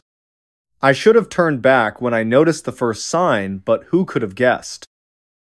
Let me rewind for a moment and explain exactly where everything went sideways. So here's the thing about forests, they all look the same at first glance. Tall trunks, dense canopies, patches of sunlight filtering down through gaps above. It's easy to think you're heading somewhere familiar until you realize you're not. I stumbled upon a trail I'd never seen before, or at least I don't remember seeing it. It wasn't marked on any maps I'd ever studied, and yet there it was, a narrow dirt path winding deeper into the woods, lined with moss-covered stones. My curiosity got the better of me, as it always does. Before I knew it, I was following the trail farther and farther away from civilization.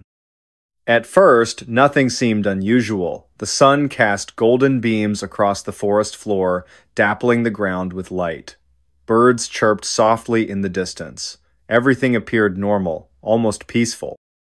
But then, things began to shift. The light stopped moving. Wait. Let me clarify, that doesn't mean the forest grew darker. Quite the opposite, actually. The sunlight stayed fixed in place, hovering over the exact same spot on the ground, hour after hour. At least, that's what it felt like. Hours passed or so, I thought, but the shadows refused to budge. They remained frozen, trapped in time itself. That's when I checked my phone, and found out it wasn't working. No signal, no GPS, not even the clock worked properly. The screen flickered, showing random times jumping forward and backward without rhyme or reason. 1 minute it said 3:47 p.m., the next 12:02 a.m. Then it froze entirely, stuck on 6:18 p.m. 16:18. Forever. Panic bubbled up inside me, but I forced myself to stay calm. Maybe it was just interference from the trees. Maybe I needed to climb higher to get reception. So I kept walking, hoping the trail would lead somewhere recognizable. Instead, it led me straight into the heart of madness. After what felt like hours or maybe minutes, I emerged onto a clearing unlike anything I'd ever seen. It was eerily beautiful, yet utterly unnatural. In the center stood an old clock tower, its hands frozen mid-strike. Around it lay remnants of a forgotten village, crumbling houses, rusted cars, abandoned playgrounds. All of them untouched by decay as though preserved in amber. Yet no one lived here anymore, not a single soul stirred among the ruins. Only echoes lingered in the air-faint murmurs of laughter, crying children, distant conversations that faded before I could understand them, voices out of sync with reality. I called out, "Hello?" Nothing responded except my own voice bouncing off the dead walls. As I explored further, I realized the truth. Time had stopped completely in this place. Every object, every structure, every shadow remained exactly as it had been when the world outside moved on. Watches hung from wrists, their hands locked forever at odd angles. Pendulums swung endlessly within broken clocks, never completing their arcs. Even the clouds above appeared suspended mid-drift, their edges sharp and unmoving. And yet, I could move, I could breathe, I could think. How was that possible? That question haunted me as I wandered aimlessly through the ghost town. Why was I unaffected while everything else stood still? What made me special, or was I cursed? It didn't take long for the horrors to reveal themselves. At first, they were subtle, almost imperceptible, a glimpse of movement in the corner of my eye, a fleeting shadow darting between buildings. When I turned to investigate, nothing was there. Just empty streets and lifeless windows staring back at me. But then came the voices. Whispered fragments of sentences drifted toward me, overlapping and twisting into gibberish. "Help. Please. You shouldn't be here." Each word sent chills down my spine, though none of them sounded human. More like echoes from another dimension, distorted beyond comprehension. Then came the figures. They weren't Pioplinot exactly. They were silhouettes etched into the fabric of reality, standing motionless in doorways, leaning against lampposts, crouching beneath staircases. Their forms shifted whenever I tried to focus on them, blurring into indistinct blobs of darkness, yet somehow I knew they were watching me. Watching and waiting. One nighter, what I assumed was night, I saw something truly terrifying. A man sat on a park bench near the fountain, his posture stiff and unnatural. His face was hidden beneath the brim of a wide hat, but his eyes gleamed with an otherworldly light. He stared straight at me, unmoving, unblinking. As I approached, he tilted his head slightly, revealing a mouth full of jagged teeth. Before I could scream, he vanished. Or maybe he didn't vanish. Maybe he simply became part of the background, blending seamlessly into the frozen tableau surrounding me. Either way, I couldn't shake the feeling that he and whatever else lurked here wasn't real. Not in the way I understood reality anyway. Days turned into weeks, or perhaps months. Without a functioning clock, it was impossible to tell. Time lost all meaning in this place. Hunger and thirst ceased to bother me. Sleep became unnecessary. My body adapted, or rather, it deteriorated. Slowly but surely, I began to lose pieces of myself. Memories faded. Faces blurred. Emotions dulled. The only constant was the creeping sensation of being watched. Always watched. Desperation drove me to try escaping over and over again. I retraced my steps along the trail that brought me here, only to find it looping back onto itself. Doors opened into brick walls. Windows showed reflections of places I'd never been. Maps crumbled to dust in my hands. Compasses spun wildly, refusing to point north. Eventually, I gave up trying to leave. There was nowhere to go, no one to save me. That's when the hallucinations started. At first, they were mild just flashes of color or strange smells wafting through the air. Then came the sounds. Footsteps trailing behind me, doors creaking open, whispers growing louder in my ear. Finally, the visions arrived. People materialized out of thin air, reaching for me with clawed hands. Buildings twisted and warped, melting into grotesque caricatures of themselves. Trees sprouted faces, grinning malevolently as I passed. Was I losing my mind, or was this place feeding off my fears, manifesting them into tangible nightmares? One day, or maybe it was the same day, repeating endlessly, I stumbled upon a journal tucked inside a dusty bookshelf in one of the abandoned houses. Its pages were yellowed and brittle, filled with frantic scribbles detailing experiences identical to mine. The writer described finding the forest, entering the village, realizing they were trapped. Over time, their entries grew shorter, more desperate, until finally, "It knows I'm here." Those words echoed in my mind long after I closed the journal. What was it? And why did it want us here? The answer hit me later during another endless loop through the village. While examining the clock tower more closely, I noticed something I hadn't seen before: carvings etched into the stone base.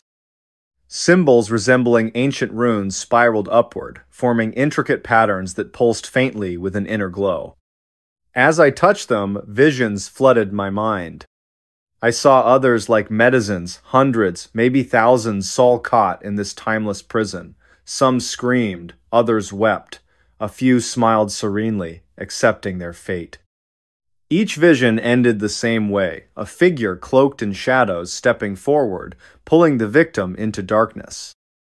When the visions faded, I understood. This place wasn't meant to trap us, it was meant to harvest us. Our consciousness, our memories, our very essence fed whatever entity resided here. We were its fuel, sustaining its existence in a realm outside of time. And I was next. If you're hearing this, then I failed. Somehow, you found your way here just as I did. Please, don't make the same mistake. Find a way out. Leave immediately. Don't let it see you. Whatever you do, don't touch the symbols on the clock tower. I wish I could warn you more, but my time is running out, or rather, it's stopping altogether. The shadows are closing in. I can feel them dragging me under, pulling me apart piece by piece. Just promise me one thing. Tell someone about this place. Make sure they know it exists. Maybe someday, someone will figure out how to stop it. Goodbye. Wendigo's screams echo in the woods. It was late in the evening, around 9:15 p.m., when the first scream echoed through the dense pine forest surrounding Lake Hollow, a small community nestled deep within the northern woods of Wisconsin. The air was cold and still, with a biting frost that clung to every breath exhaled. Inside their cozy cabin on the edge of the lake, the Anderson family, Mark, his wife Emily, and their two children, 10-year-old Jake and 7-year-old Lily, were settling down for the night after a long day of hiking and fishing. The fire crackled softly in the hearth, casting flickering shadows across the walls, while the soft hum of crickets filled the silence outside. Jake sat cross-legged on the floor, engrossed in a book about Native American folklore, his eyes wide with fascination as he read aloud to his younger sister. "Did you know," he began, his voice tinged with excitement, "that some tribes believe in a creature called the Wendigo? It's supposed to be this monstrous being that lives in the woods and feeds on people who wander too far from home." Lily giggled nervously, pulling her blanket tighter around her shoulders. "That's silly," she said, trying to mask her unease. "There's no such thing as monsters." Mark and Emily exchanged glances, amused by their children's banter, but little did they know how wrong Lily would soon prove to be. As the family prepared for bed, the atmosphere shifted subtly. A sudden gust of wind rattled the windows, sending a chill through the room that seemed to linger longer than it should have. Emily paused mid-step, her hand resting on the doorknob leading to the porch. "Did you hear that?" she asked, turning toward Mark. He frowned, straining his ears to listen. At first, there was nothing but the usual sounds of the forest at night, the rustling leaves, the distant hoot of an owl. But then, faintly, almost imperceptibly, came a sound that made the hair on the back of their necks stand up, a low, guttural growl, followed by what could only be described as a blood-curdling scream. The family froze, staring at one another in stunned silence. "What was that?" Lily whispered, clutching her mother's leg tightly. Mark grabbed a flashlight from the counter and stepped cautiously toward the window, peering into the darkness beyond. The forest appeared eerily still, its towering trees standing like silent sentinels guarding secrets unknown. Yet, despite the apparent calm, something felt off wrong even. The air seemed heavier, charged with an energy that prickled against their skin. "I'm going outside to check," Mark announced firmly, his voice steady but masking the anxiety bubbling beneath the surface. "Stay here with the kids," he instructed Emily, handing her the flashlight before grabbing a sturdy wooden bat leaning against the wall. Reluctantly, he opened the door, stepping onto the porch where the cool night air wrapped around him like a shroud. The screams had stopped, replaced by an unsettling quiet that pressed against his eardrums. Shining the flashlight beam into the distance, he scanned the perimeter, searching for any sign of movement. At first, nothing stirred. Then, without warning, a pair of glowing yellow eyes emerged from the shadows, reflecting the light like twin lanterns in the dark. Mark stumbled backward, nearly dropping the bat as sheer terror gripped his body. Whatever stood before him wasn't human, it was impossibly tall, its skeletal frame towering over him, and its skin stretched tautly over protruding bones, giving it a gaunt, emaciated appearance. Its mouth gaped wide, revealing rows of jagged teeth stained crimson, and from its throat issued a chilling roar that reverberated through the forest, shaking the very ground beneath his feet. Emily screamed inside the cabin, waking the children, who now huddled together in fear. "Dad," Jake shouted, tears streaming down his face as he pressed himself against the wall. Through the window, they watched helplessly as Mark fought desperately against the creature, swinging the bat with all his might. Each strike connected with a sickening crunch, yet the Wendigo barely flinched, its movements fluid and predatory as it closed in on him. Inside, Emily grabbed a hunting knife from the drawer, her hands trembling as she prepared to defend her family. "Stay close," she whispered to the children, her voice breaking slightly. Together, they barricaded themselves behind overturned furniture, their hearts pounding wildly in unison. Outside, the battle raged on, the Wendigo's roars mingling with Mark's grunts of exertion. Finally, with one last desperate swing, Mark managed to drive the creature back, allowing him just enough time to retreat inside and slam the door shut. Once safely inside, the family gathered in the center of the living room, breathing heavily as adrenaline coursed through their veins. "We need to leave," Mark declared, his voice firm despite the fear evident in his eyes. Now, grabbing their belongings, they piled into the car parked out front, driving away from the cabin as quickly as possible. Behind them, the Wendigo's screams echoed through the woods, growing louder and more menacing with each passing mile. For hours, they drove aimlessly, seeking refuge in a nearby town. Along the way, strange occurrences plagued their journey, objects moving inexplicably within the car, whispers echoing through the radio speakers, and fleeting glimpses of shadowy figures darting across the road ahead. By dawn, they reached safety, collapsing into motel beds, exhausted but grateful to have survived the night. In the days that followed, the Andersons spoke sparingly of their encounter, choosing instead to focus on rebuilding their lives elsewhere. Yet, every now and then, during quiet nights when the world seems most still, Mark finds himself glancing nervously out the window, searching for signs of movement among the trees.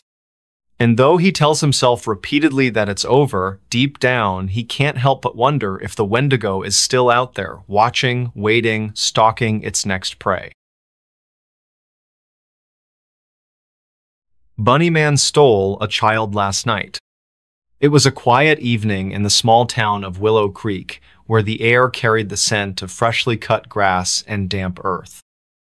The clock struck 9:15 p.m. as Emily Carter sat nervously on her porch, fanning herself against the sticky warmth that refused to dissipate even after sunset.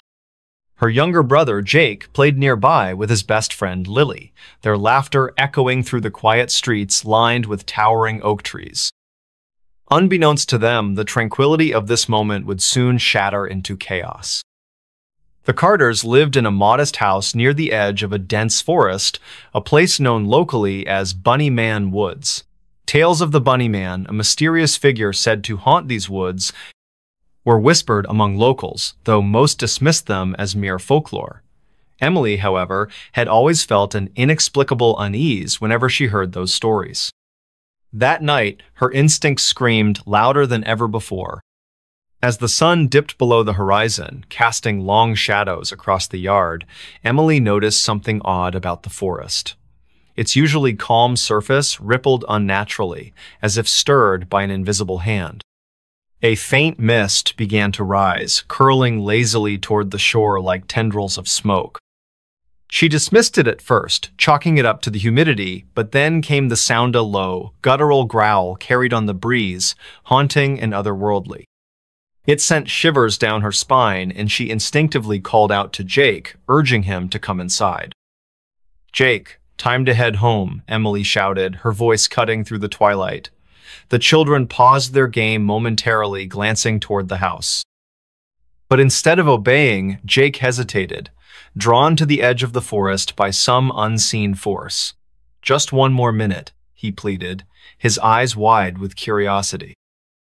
Emily frowned, sensing the growing tension in the air, but reluctantly agreed, promising to keep a close eye on him. Minutes later, the atmosphere shifted dramatically. The sky darkened prematurely, clouds rolling in with unnatural speed, blotting out the stars and moon.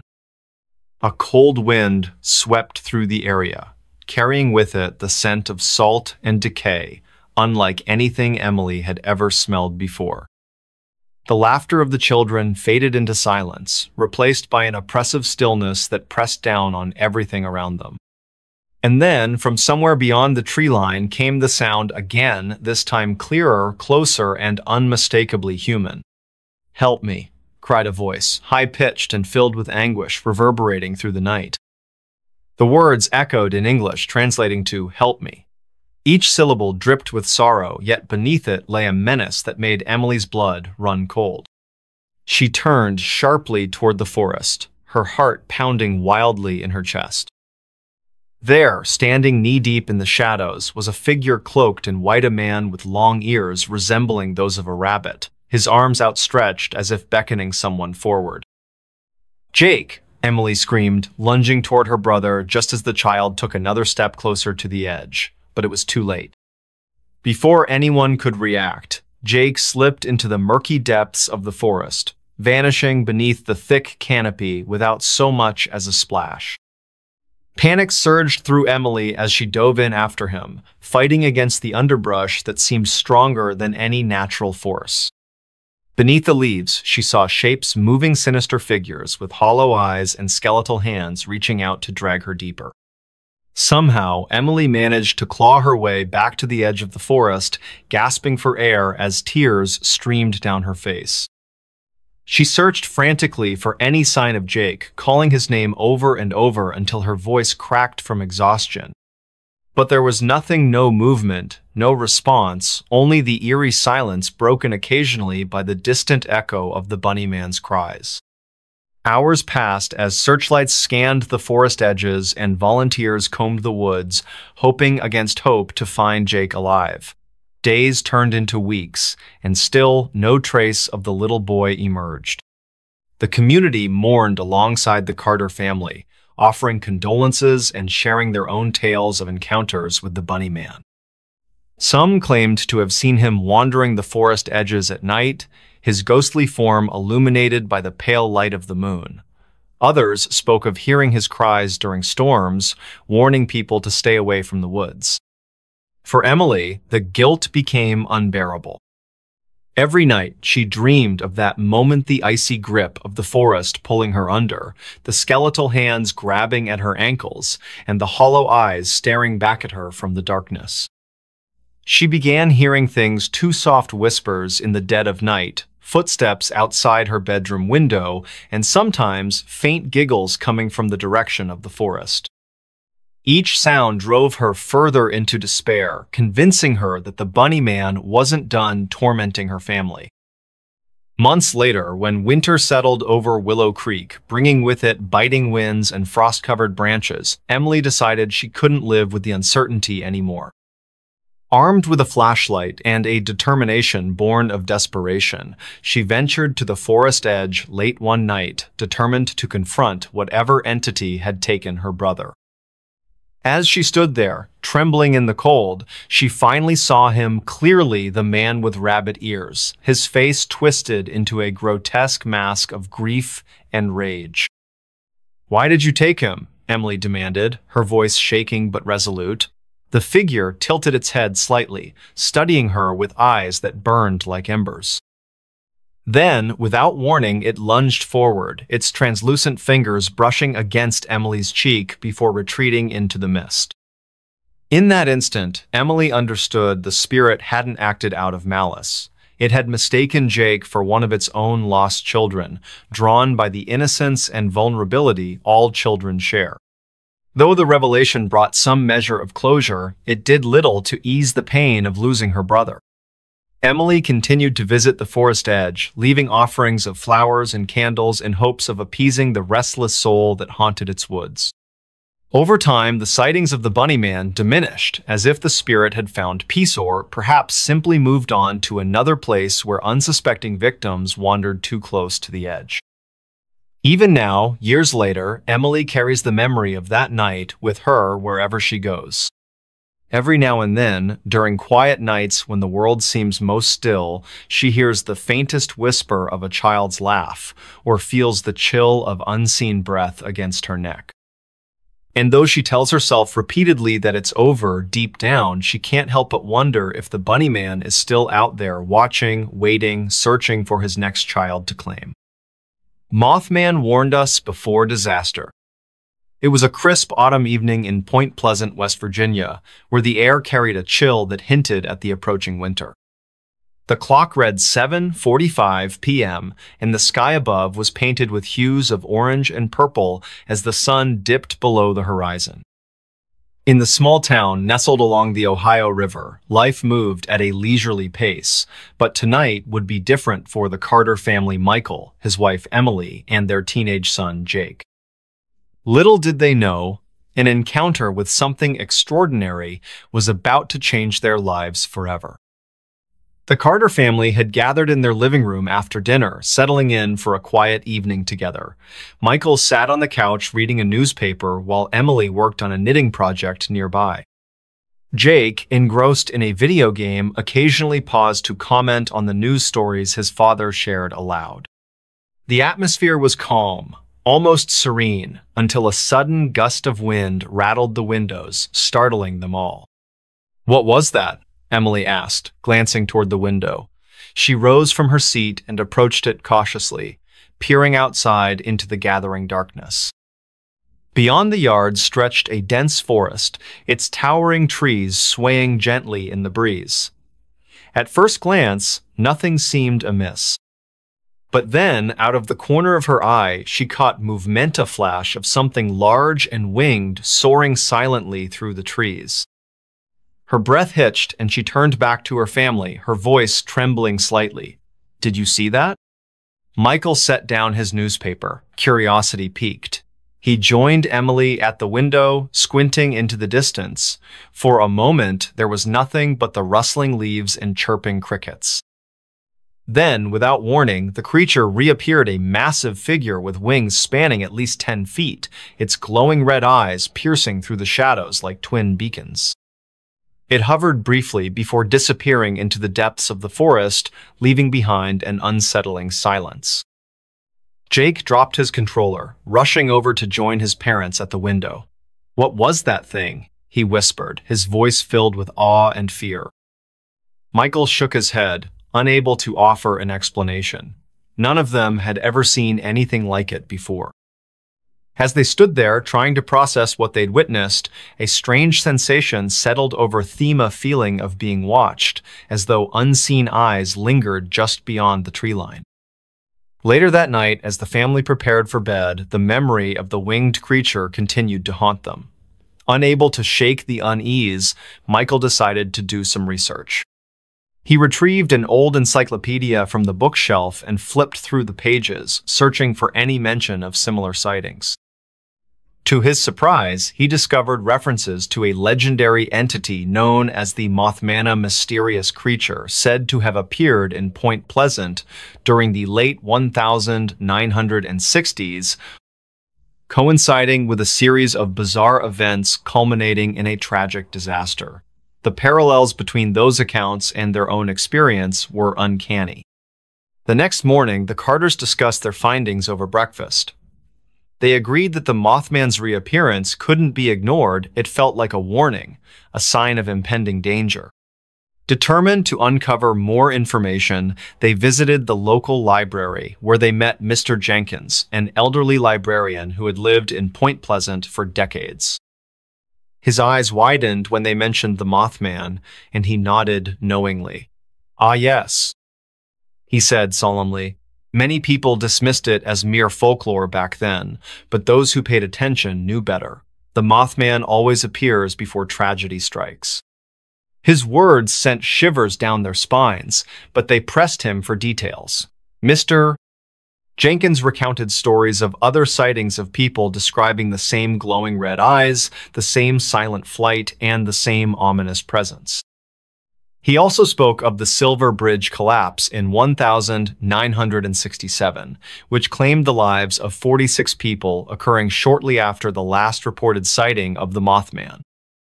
The connection was undeniable, and the Carters left the library with a heavy sense of foreboding. Over the following days, strange occurrences began to unfold around Point Pleasant. Power outages plagued the town, leaving entire neighborhoods plunged into darkness. Strange noises echoed through the woods at night-low growls and haunting whispers that sent chills down the spines of anyone who heard them. Farmers reported livestock behaving erratically, refusing to enter certain areas near the riverbank. And then came the dreams, vivid nightmares plaguing each member of the Carter family, filled with images of collapsing structures and desperate screams. One evening, as the family sat together in the dim glow of candlelight due to another power outage, they heard a deafening screech that reverberated through the air, followed by the sound of flapping wings overhead.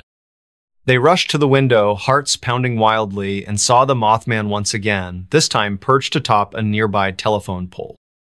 Its red eyes locked onto theirs, staring intently as if delivering a final message.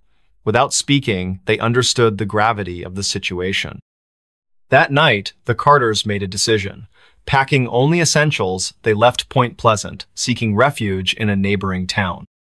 Days later, news broke of a catastrophic event. A major bridge connecting Point Pleasant to Ohio had collapsed under mysterious circumstances, mirroring the tragedy of decades past.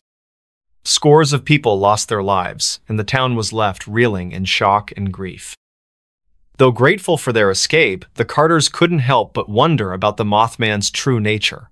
Was it a harbinger of doom, or a guardian trying to warn humanity of dangers yet unseen?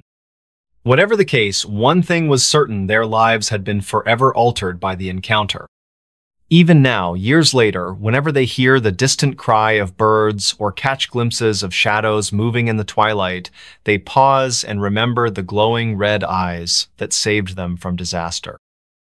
In the end, the Carters learned to live with the knowledge that some mysteries are best left unanswered. Yet, deep down, they remain convinced that the Mothman is still out there watching, waiting, ready to deliver its warnings to those willing to listen. Next story. The Clapping Man of Missouri. He only comes when you clap back. It all started with a whisper in the wind, or so it seemed. I was sitting on the porch of my uncle's cabin late one evening, sipping lukewarm coffee and staring out into the darkness that stretched endlessly beyond the edge of town. It was August, and the air carried an oppressive heat that clung to your skin like a second layer of clothing. The crickets chirped rhythmically, their song blending seamlessly with the hum of cicadas. Everything felt normal until it didn't. Let me back up for a moment. My name is Alex, and I grew up in a small rural town called Willow Creek, nestled deep within the rolling hills of Missouri. If you've never been here, picture this: endless fields of golden corn swaying gently under the sun, narrow dirt roads winding through dense forests where sunlight